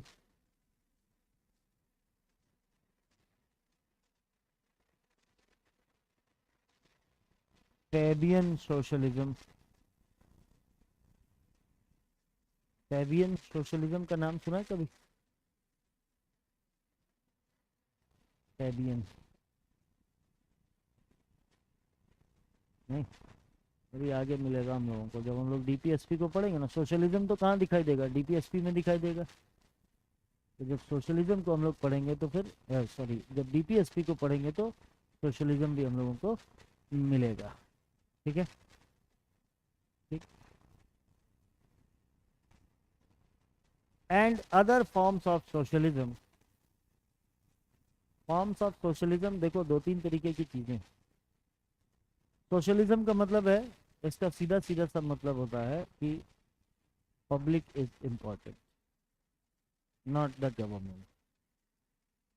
government is not important, rather public is important. अगर हम लोग बात करें कि रशिया में क्या यूएसएसआर था एक यूनाइटेड, तो इस यूएसएसआर में क्या था? यूएसएसआर में भी सोशलिज्म,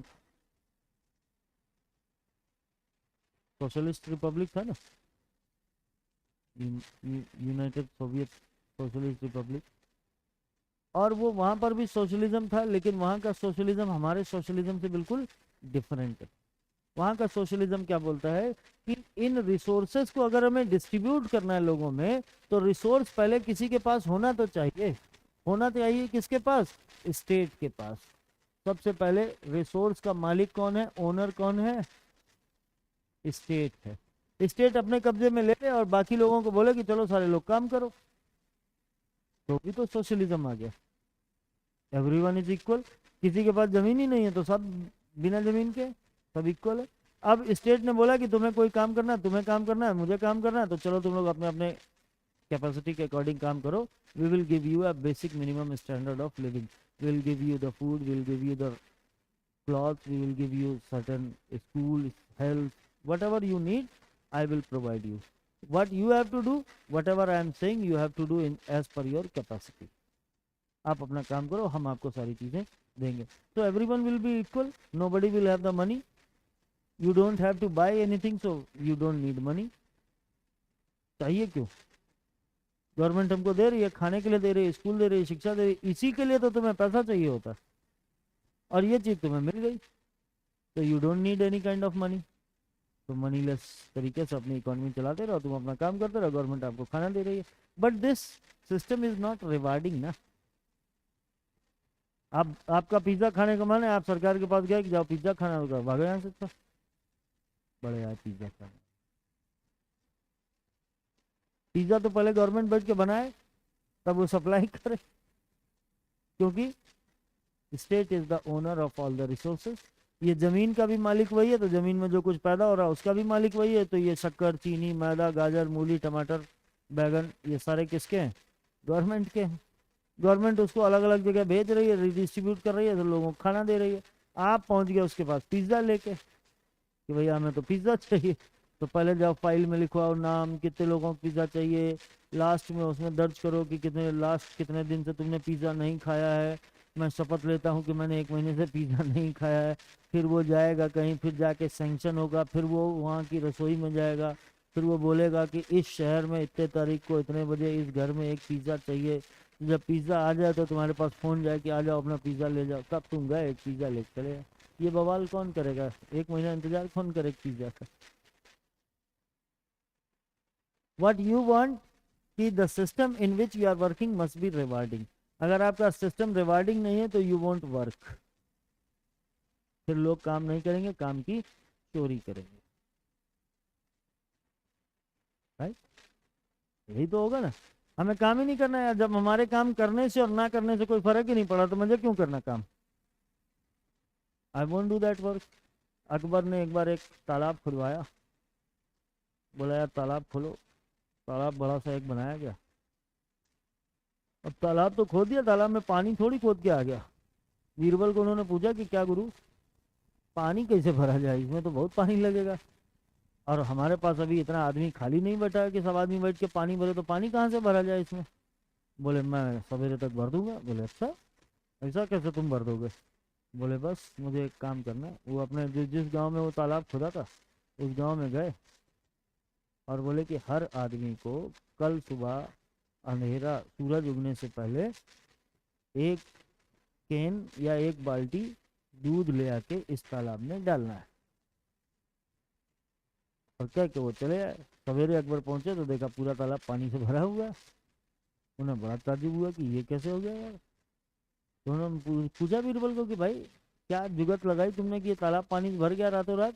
बोला मैं सबको बोल के आया था कि इसमें 1 लीटर, 1 बाल्टी मतलब आपको दूध डालना है। तो every one came with the water, ये सोच के कि सब दूध डालेंगे मैं पानी डाल दूंगा तो क्या फर्क पड़ेगा, तालाब तो पानी से भर गया। Nobody came with the milk, everyone came with the water. यही तो हमारा पर्पस था, दिस वाज द पर्पस। तो अगर आपका सिस्टम रिवार्डिंग नहीं है तो पीपल विल नॉट वर्क, ऐसा ही होगा ना। तो हमें क्या बनाना पड़ेगा, अपने सिस्टम को रिवार्डिंग बनाना पड़ेगा। रिवार्डिंग का मतलब है कि जितना मैं मेहनत करूं उतना मुझे रिटर्न मिलना चाहिए। अगर मैं मेहनत कर रहा हूँ रिटर्न कुछ नहीं मिल रहा तो मैं मेहनत करना छोड़ दूंगा। तो रिटर्न कहाँ मिलेगा, रिटर्न तो वहां मिलेगा जहां मनी मनी होगा।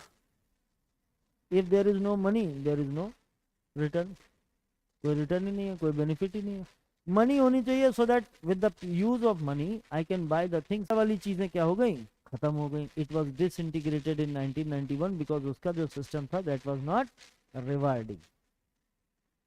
और फिर सिस्टम क्या चला, दूसरा एक सिस्टम चला और वो बोलता है कि यहाँ पर क्या है, क्या है यहाँ पर सोशलिज्म के अगेंस्ट क्या होता है,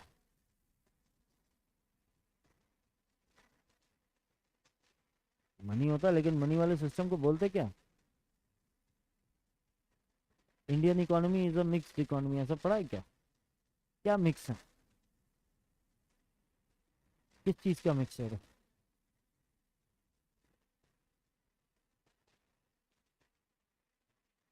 मिक्स्ड इकोनॉमी है तो क्या मिक्स किया गया भाई, कुछ मिक्स किया होगा ना, क्या है उसका इंग्रेडिएंट क्या है। एक तो सोशलिज्म है, दूसरा क्या, कैपिटलिज्म है।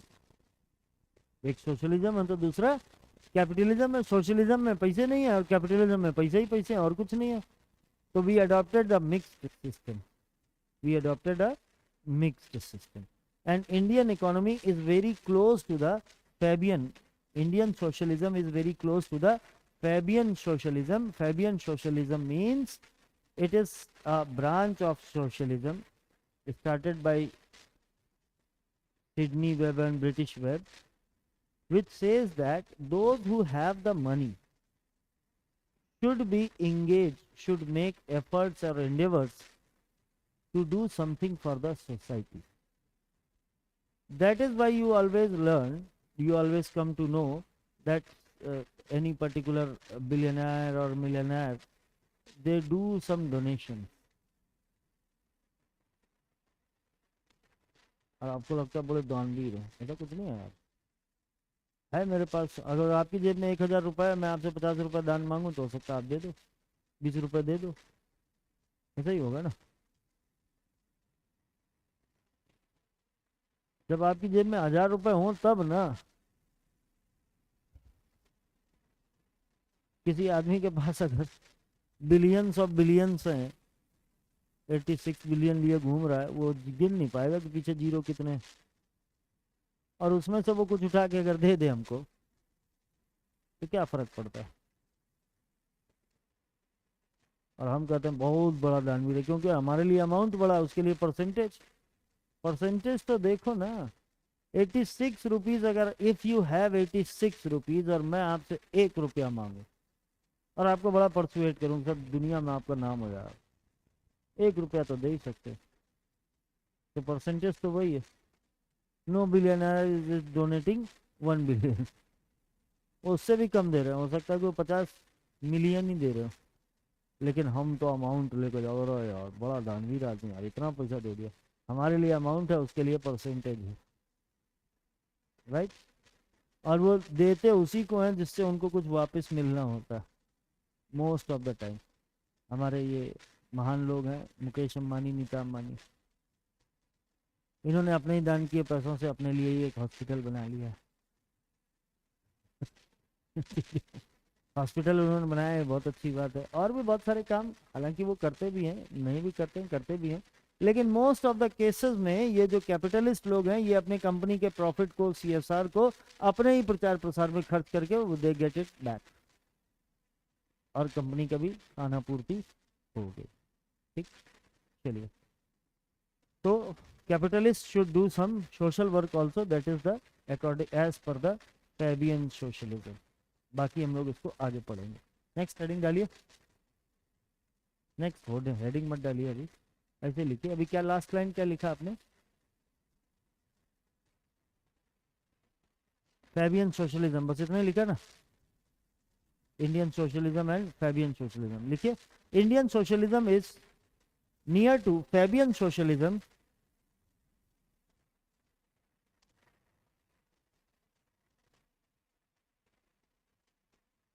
in which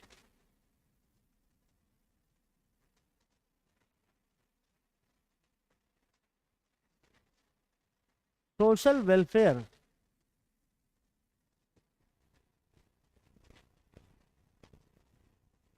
is considered as an objective of social welfare is considered as an objective of democratic liberalism.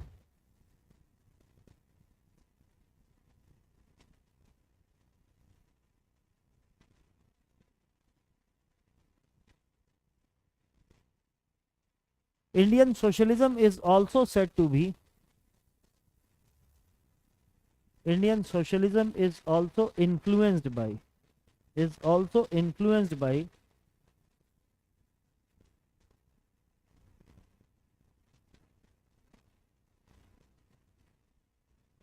ideas of Gandhi and Marx. Gandhi and Marx.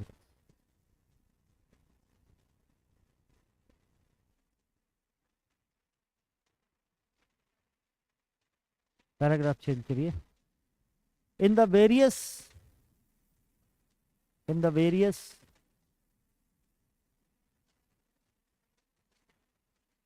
provisions of the constitution,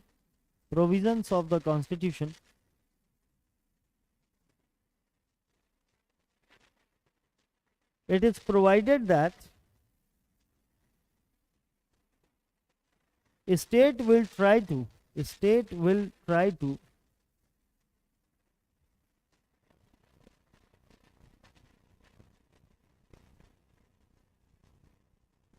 state will try to provide equality of status and opportunity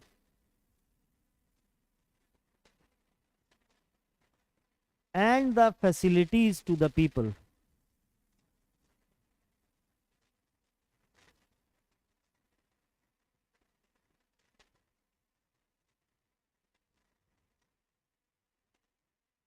Full stop. It will try to minimize the inequality. It will try to minimize the inequality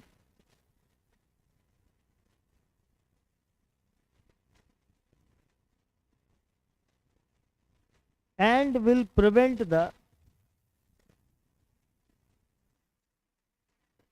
concentration of wealth in certain hands and will try to prevent the concentration of wealth in certain hands.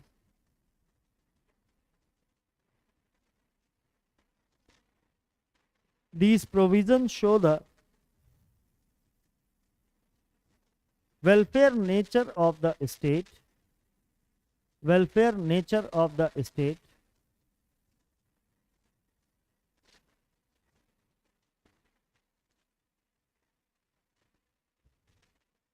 which is omnipresent in the constitution, which is omnipresent in the constitution. हर्ष,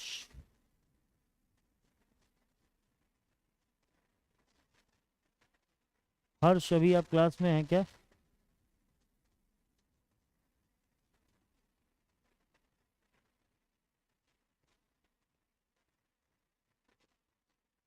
चलिए, omni present in the constitution. Next heading डालिए, secular.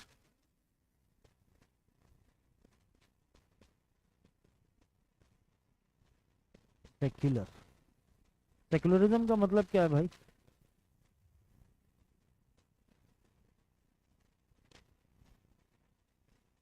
कभी ये word सुना है secularism? आजकल तो बहुत ही सुन रहे होगे पिछले कुछ समय से।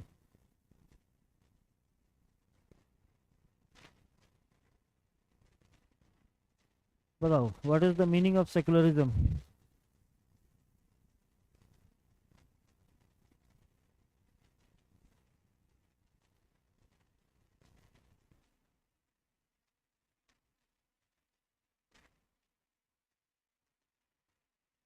Secularism,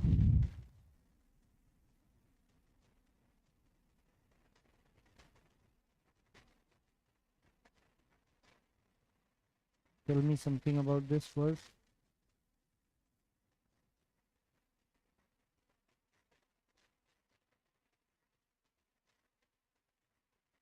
freedom to follow any religion, और कुछ?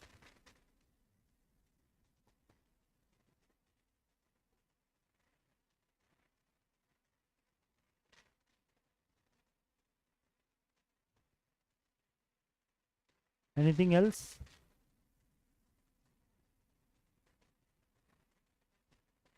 जो तुमने बताया वो बहुत अच्छा बताया, बहुत बढ़िया बताया, लेकिन और भी है।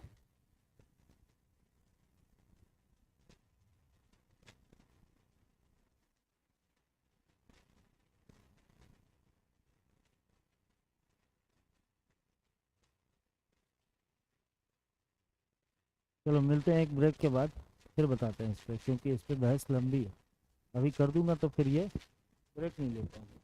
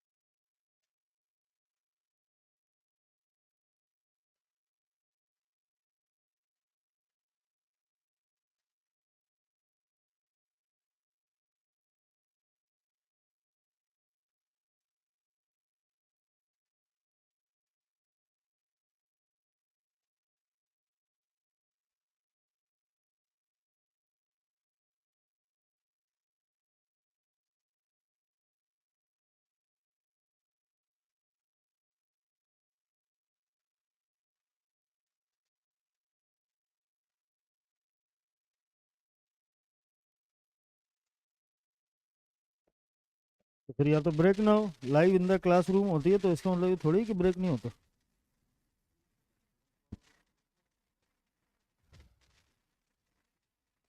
इसमें क्या है? हेलो, मित्र क्लास में हूँ।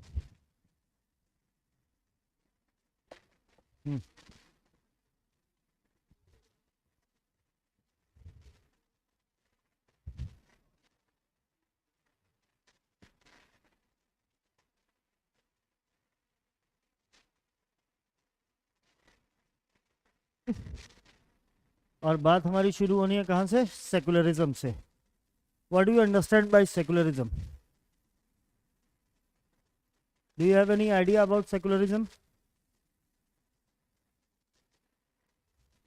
Secularism is basically a term which denotes that there must be a separation between the mic on है, धीमा किया मैंने बस वहां से धीमा किया, माइक ऑन है।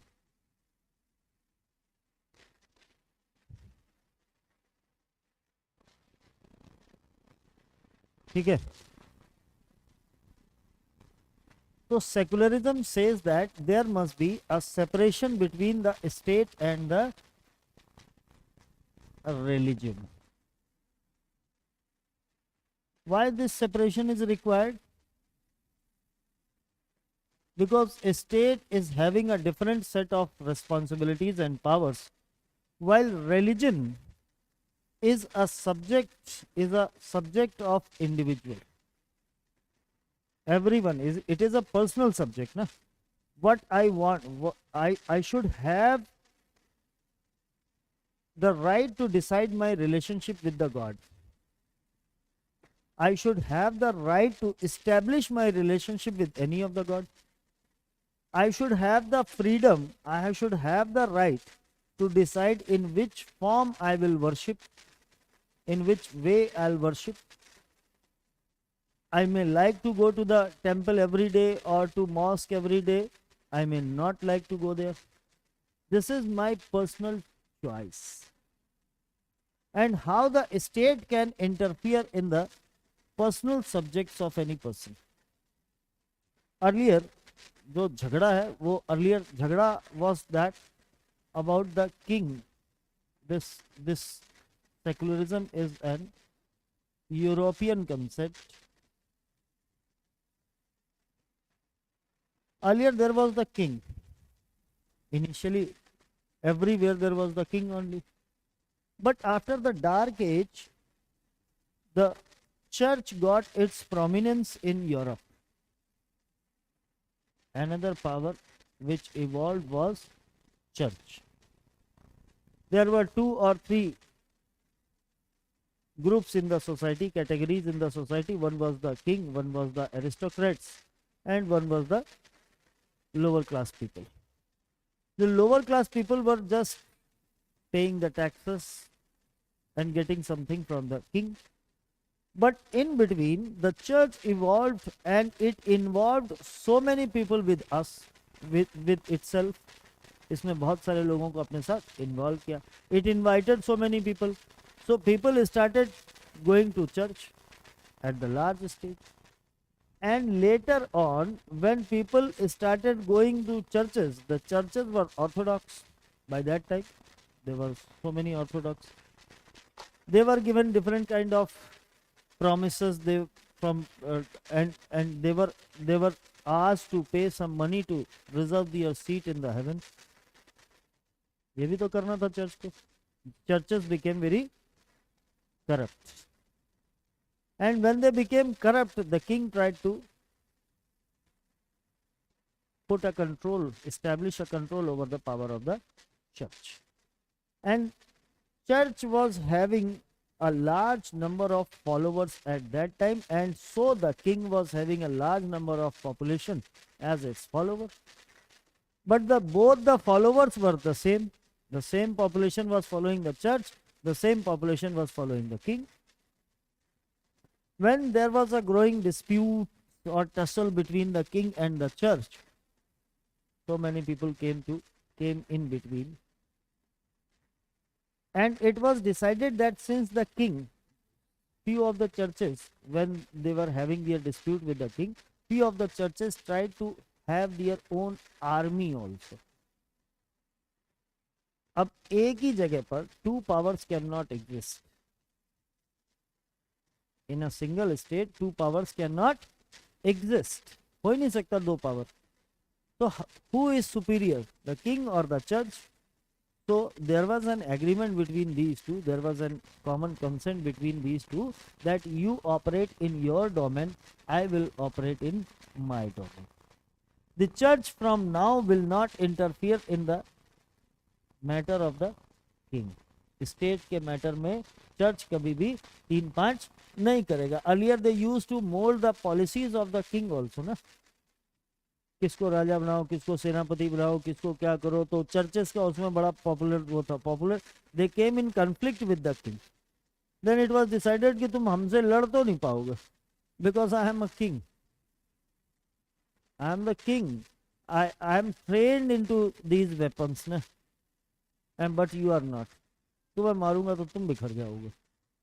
So it was decided that the church will not interfere in the matter of the state, and similarly the state will not interfere in the matter of religion. This symbolizes the state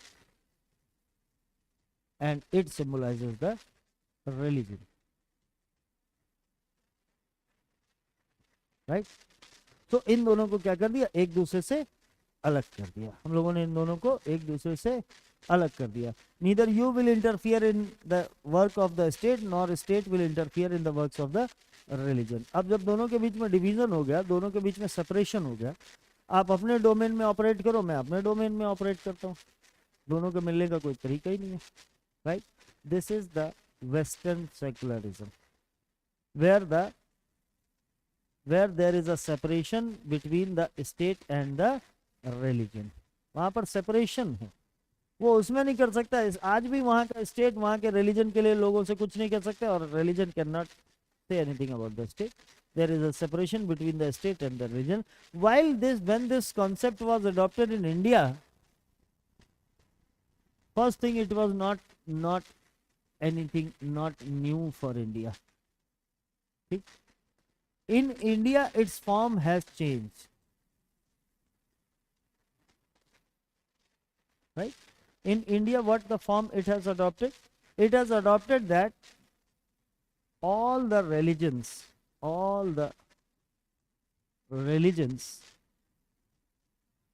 will be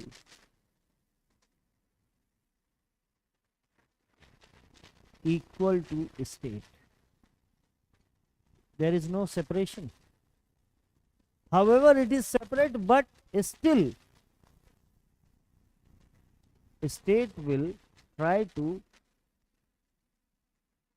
protect and develop all the religions, and state will not discriminate on the basis of the religion, right? And that is why India won't have any official religion.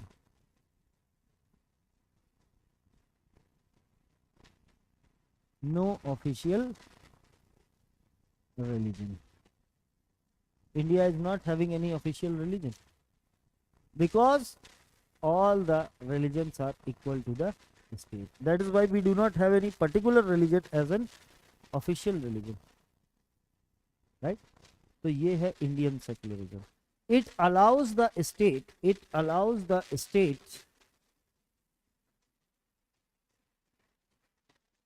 to work for development of all the religions,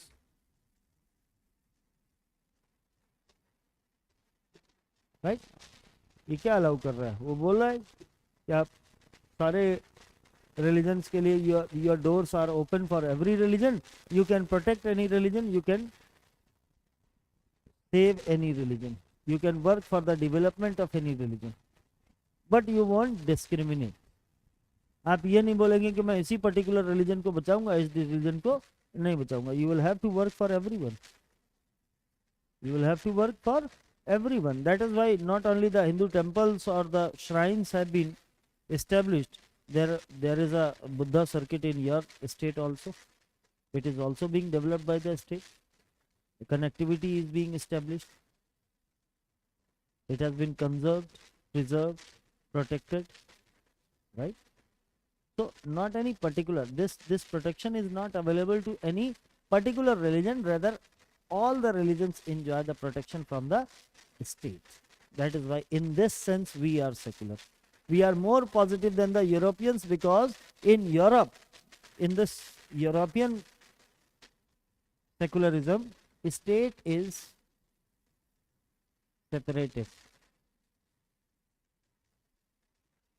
from religion. It prevents the state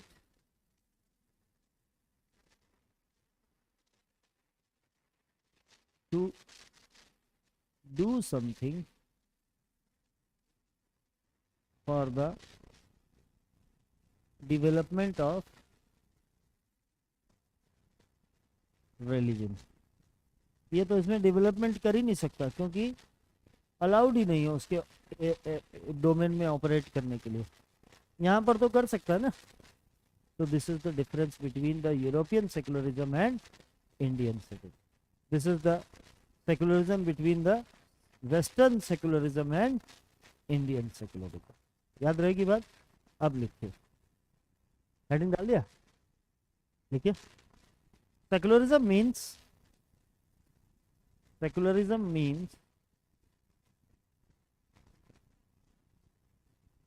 state will not have any religion. State will not have any official religion.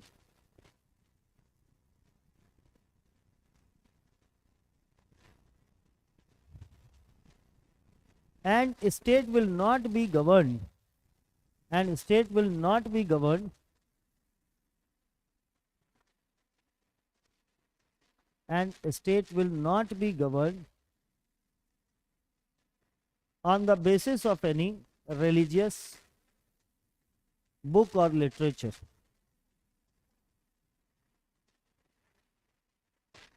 In this way,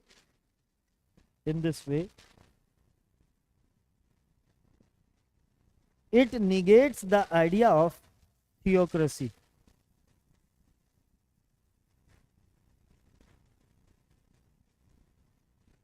It negates the idea of theocracy.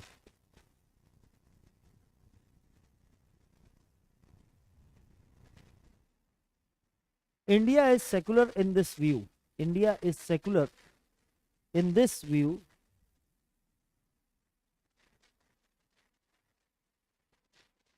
and everyone enjoys equality in India.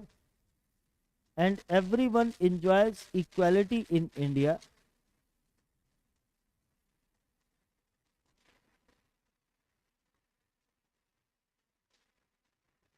Irrespective of his religion.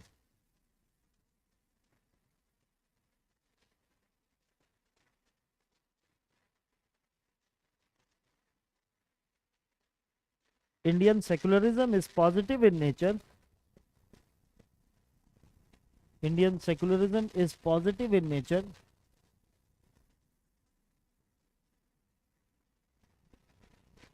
because it allows the state to work for the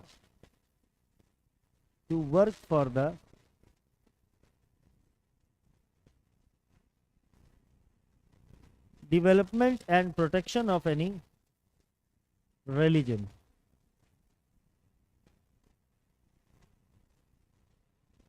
Development and protection of any religion.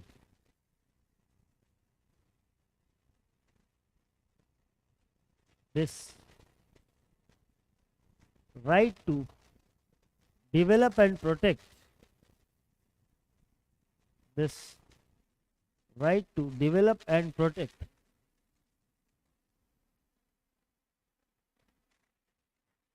is available to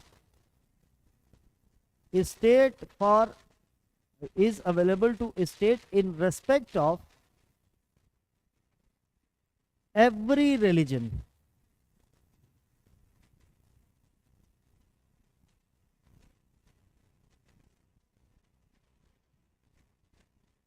The fundamental rights under Article 14, 15 and 16. The fundamental rights under Article 14, 15 and 16 provide us equality, while right to freedom of religion, right to freedom of religion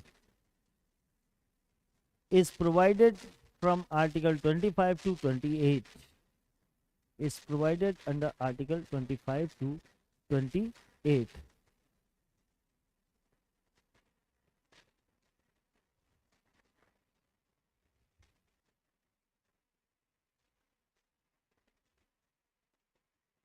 In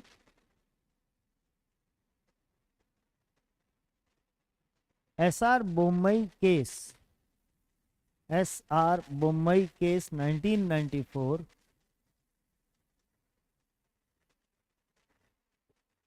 Supreme Court declared secularism as the basic structure of the Constitution,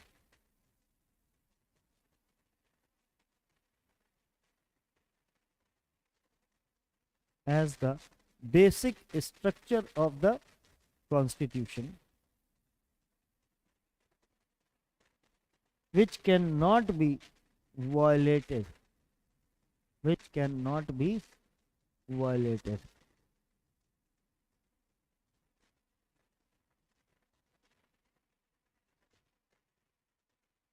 ठीक है बात, यहां तक कोई समस्या, कोई ऐसी चीज जो अभी तक नहीं समझ में आई? सेकुलरिज्म से कोई चीज ऐसी? वेस्टर्न और इंडियन याद रहेगा ना? वेस्टर्न में कंप्लीट सेपरेशन है, इंडिया में अमलगमेशन, इंडिया में सबको एक साथ मिलाया गया है, और वेस्टर्न में क्या किया गया? सेपरेट किया गया। जब किसी चीज को सेपरेट किया जाता है तो it is a negative concept, negative in nature, because state cannot operate in the domain of the religion. It cannot ask any person, it cannot do anything for the development and protection, while in India the state is free to develop and protect, right? So in this way we are more open, we are more acceptable, we are more secular in nature, because we respect every religion. We don't negate any religion. In Western secularism, state negates the religion. है नहीं है, हमें नहीं पता, हमसे मतलब नहीं है। इंडिया में हम क्या बोलते हैं कि यस है हमारे कॉन्स्टिट्यूशन में है, बोलता है कि there are the several religions in India, and no person shall be discriminated on the basis of the religion. किसी भी इंसान के साथ religion के basis पर कोई discrimination नहीं हो सकता। Done? So Indian is positive, Indian secularism is more firm and positive. Done? Next लिखिए डेमोक्रेसी। डेमोक्रेसी कल तो बात की थी हम लोगों ने डेमोक्रेसी पर, कई बात की थी, क्या क्या बात की थी हम लोगों ने? To the people, by the people and for the people. Why we need any democratic setup? Why do we need it? There are so many countries in the world which do not have democracy, but still they are running. They are successfully running. What is the difference between those countries and India?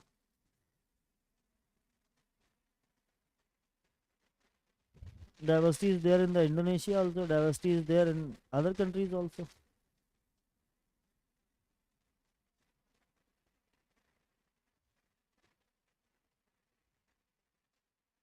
Why do we need any democracy? Why? You might have the basic idea about the responsibility of government.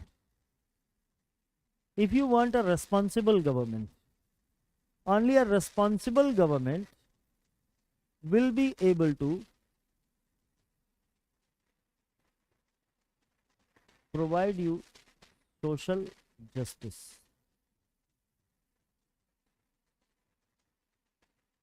Do you want justice or not?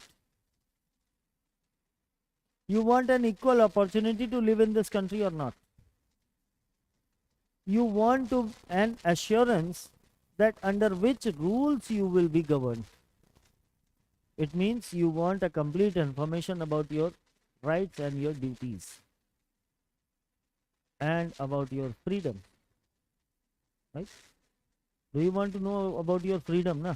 What I can do, what I cannot do, what the state can do, what a state cannot do.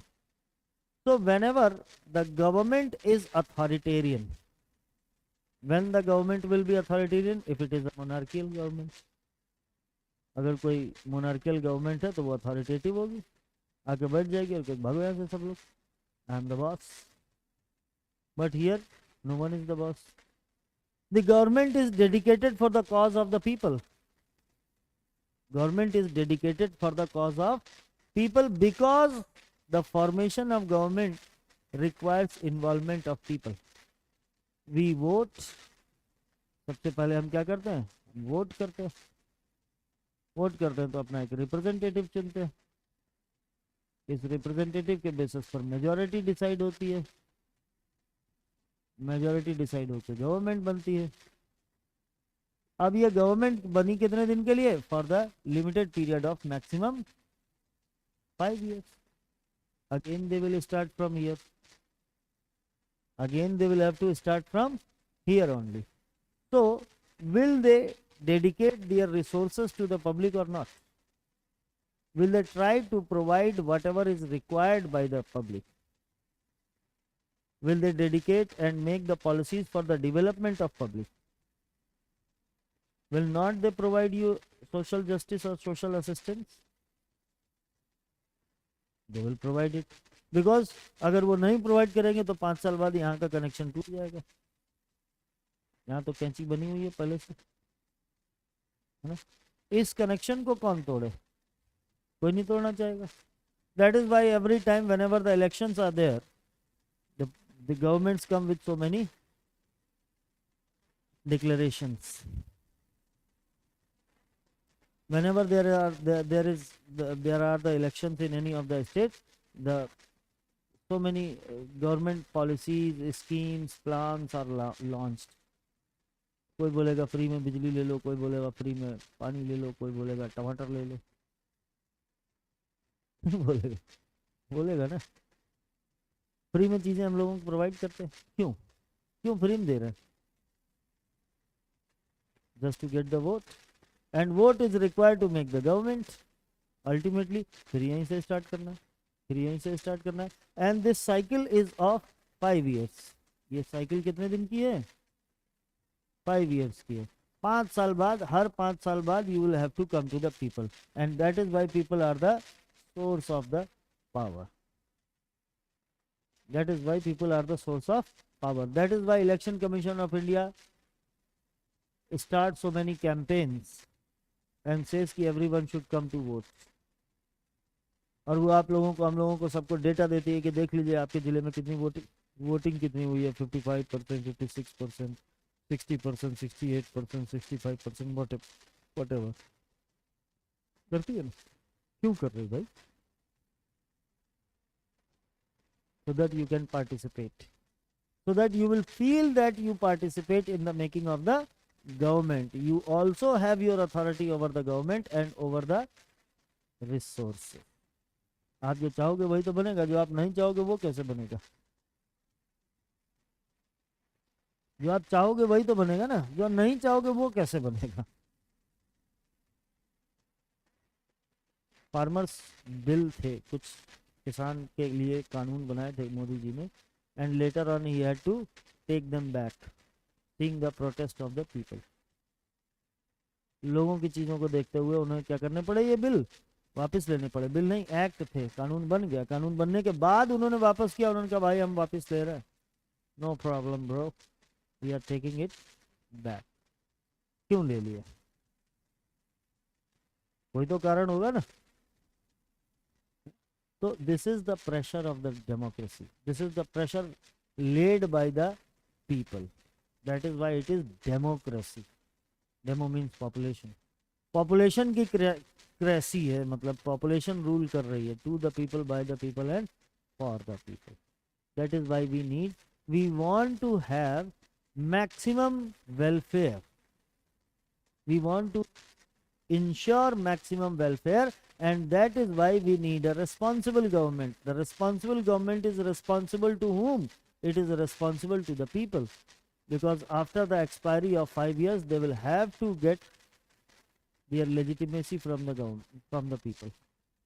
फिर 5 साल बाद legitimacy को renew करना है ना। इसलिए हम लोगों को क्या चाहिए? एक रेस्पॉन्सिबल गवर्नमेंट चाहिए। अब रेस्पॉन्सिबल गवर्नमेंट बनेगी कैसे? रेस्पॉन्सिबल गवर्नमेंट एक रेस्पॉन्सिबल तरीके से बनेगी, एंड दैट तरीका इज डेमोक्रेसी। इसके अलावा कोई तरीका नहीं है। That is why we need democracy. ठीक है, बात कॉन्सेप्ट क्लियर है? लिखिए आगे। Democracy means rule of the government, rule of the people.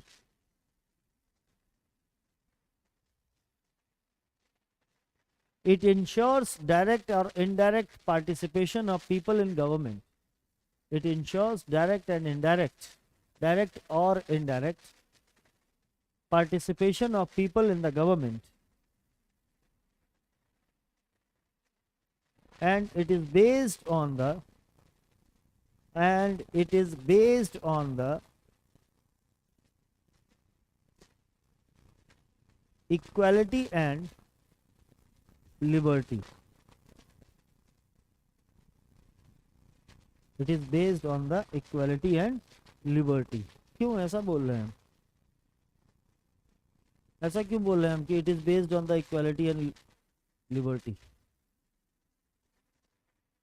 कोई सरकार आए और तुमको बोले कि मैं तुम्हें मारने के लिए सरकार बनाना चाहता हूँ ताकि हमें ये राइट मिल सके कि मैं तुम्हें पीटूं, आप वोट दोगे? बोलो, वोट दोगे उसको? दूसरा मैं केस आपको बोलता हूँ कि कोई सरकार आती है और बोलती है कि आप प्लीज वोट करिए कि प्रदीप सिंह जो यहाँ पॉलिटी पढ़ाते हैं इंदौर में, निर्माण IAS में, इस आदमी को हम VIP गेस्ट घोषित करें। क्या आप वोट करोगे? नहीं करोगे। VIP गेस्ट का मतलब कि VIP हम इसको मान लें, इसको हम बहुत सारे प्रिविलेजेस दे रहे हैं कि इंडिया में कहीं पर भी आए जाए, घूमे फिरे, कहीं पर भी पढ़ाए, कहीं भी कुछ भी करे, इस आदमी को पूरा राइट है। आप अगर इससे झगड़ा करेंगे तो आपको जेल जाना पड़ेगा, ये नहीं जाएगा। क्या आप ऐसा कोई वोट करोगे? किसी भी गवर्नमेंट के लिए ऐसा वोट करोगे? Definitely you are participating in the making of government to bring the equality, and everyone's vote has equal value. This is the equality ना। अगर किसी के वोट की वैल्यू ज्यादा हो जाए तो फिर इक्वालिटी किधर है? Equality, there is no equality if there is an discriminating value of the votes. So we need equality, and it is based on the liberty. We want more and more liberty in more and more subjects. आपको बहुत ज्यादा liberty की जरूरत है। आप चाहते ही नहीं हो कि कोई आपको कंट्रोल करे। There is a night culture in Indore. You are roaming here and there entire night. People are roaming here and there. कौन उनको रोक रहा है कि नहीं तुम यहाँ रहे, रात के 3 बजे जाओ, चुपचाप घर में जाकर पढ़ाई करो? ऐसा कोई बोलता क्या इनको? ये लोग रात के 3 बजे तक यहीं घूम रहे हैं, 2:30 बजे चाय पीने निकलते हैं, 4 बजे चाय पीने निकलते हैं। कौन इनको रोक रहा है? यू वांट दिस फ्रीडम और नॉट? लोगों को चाहिए तभी तो लोग निकले बाहर। और हम वी ब्लेम द गवर्नमेंट कि अगर हमारे साथ कोई दुर्घटना हो गई तो you are responsible because you have not put adequate number of policeman here.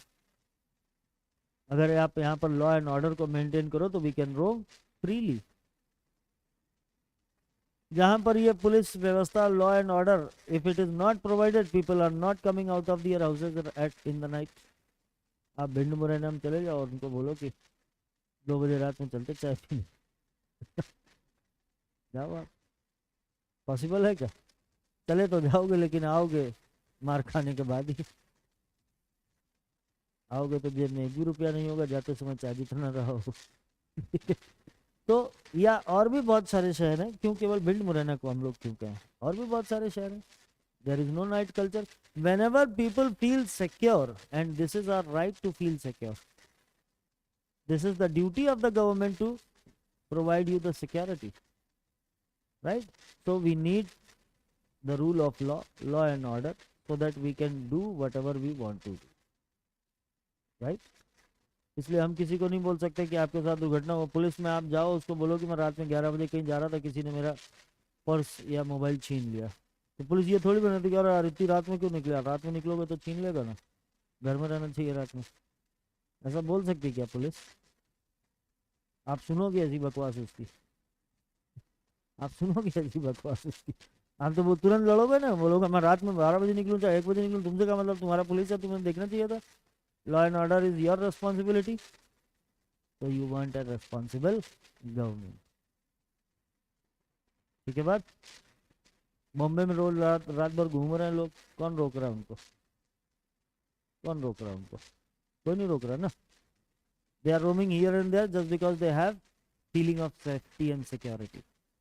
अगर उन्हें सेफ फील नहीं होगा तो they won't roam, they won't visit one to another place, right?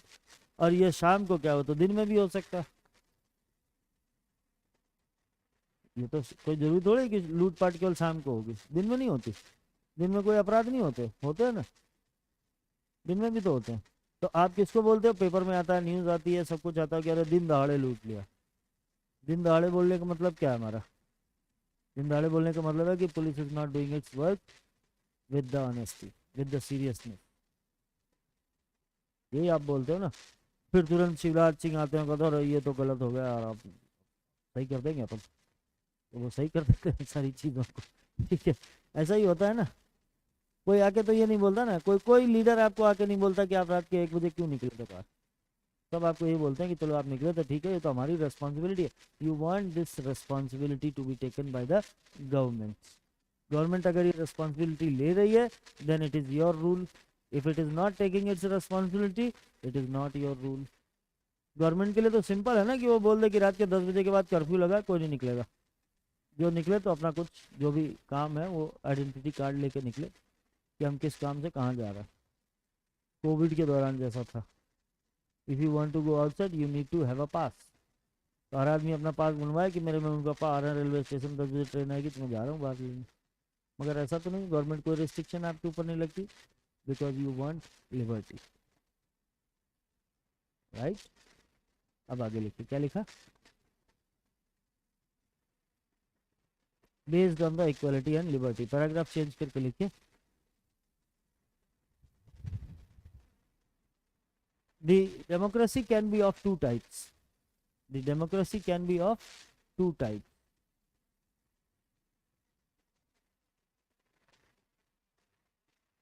Direct or indirect. Direct and indirect.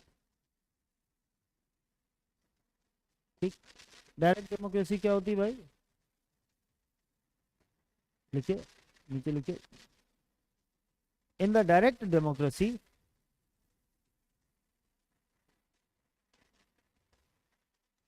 people directly participate in the government. Directly participate in the government. While in indirect democracy,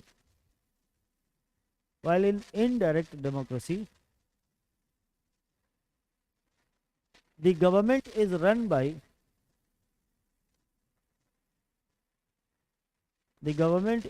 by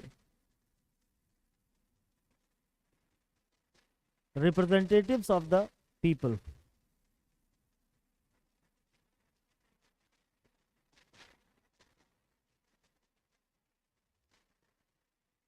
India has adopted representative democracy. India has adopted representative democracy. where people have the right to elect and to be elected.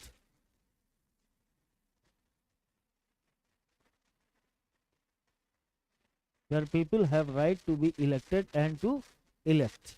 दोनों ही चीजें, आप election में खड़े भी हो सकते हैं और आप इलेक्शन में एज एन वोटर भी पार्टिसिपेट कर सकते हैं।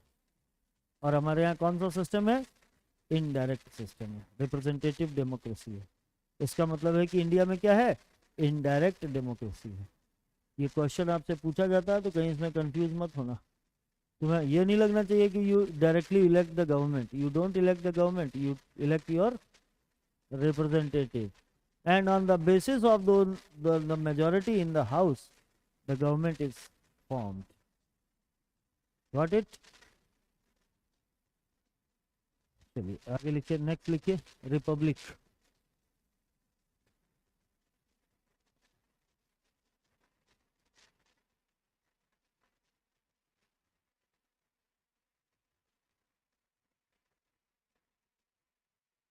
It refers to a system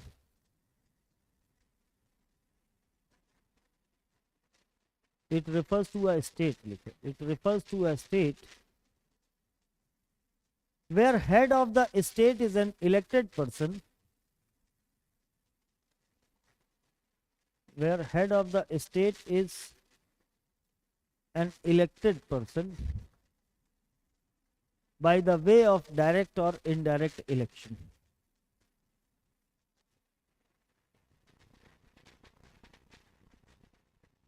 Such as President of India is elected indirectly. President of India is elected indirectly.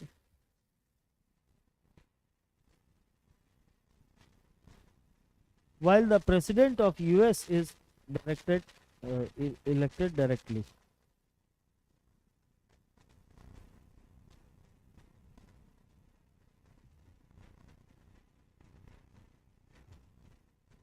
ठीक है, this is the basic difference between the democratic system of India and Britain. This is the basic difference between the democratic system of India and Britain.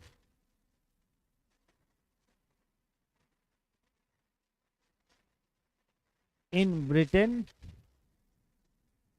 there is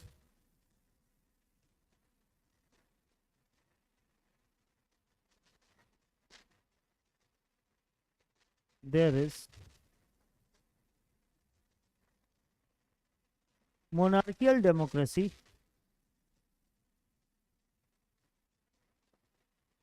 while India is democratic republic. While India is democratic republic.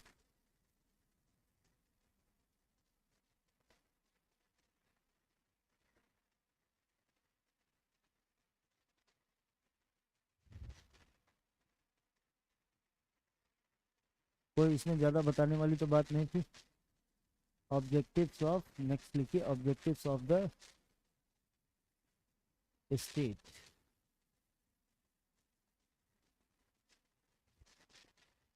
ठीक, सरकार आपने बनाई है, क्यों बनाई है? अब features of the state तो हो गए, ऑब्जेक्टिव ऑफ द स्टेट पर बात कर ले। सरकार बनाई है, क्यों बनाई है, क्या चाहिए तुम्हें? जो तुम्हें चाहिए वही ऑब्जेक्टिव है स्टेट के। और आपको सबसे पहले चाहिए क्या? सबसे पहले आपको चाहिए जस्टिस, हाँ या ना? आपको चाहिए इक्वालिटी,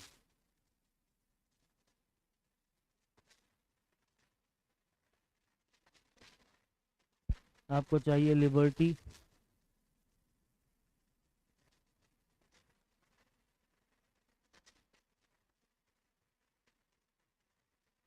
और आपको क्या चाहिए? फ्रैटर्निटी।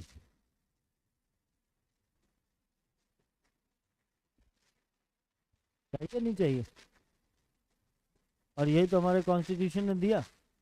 उसने हमारे प्रियम्बल में लिख दिया कि what we are going to provide you is the justice, equality, liberty and fraternity. Right. अब जस्टिस हमें चाहिए तो कई तरीके का जस्टिस चाहिए, कई तरीके का जस्टिस चाहिए। किन तरीके का जस्टिस चाहिए? हमें जस्टिस चाहिए सोशल, पॉलिटिकल एंड इकोनॉमिक।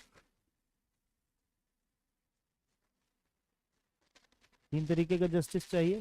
तीन तरीके का जस्टिस ये होता क्या है? सोशल जस्टिस तो हम लोग समझ गए कि सोसाइटी में सबका प्लेस इक्वल होना चाहिए, कोई गरीब अमीर जैसी कोई empowered non empowered, privileges non privilege, ऐसा कोई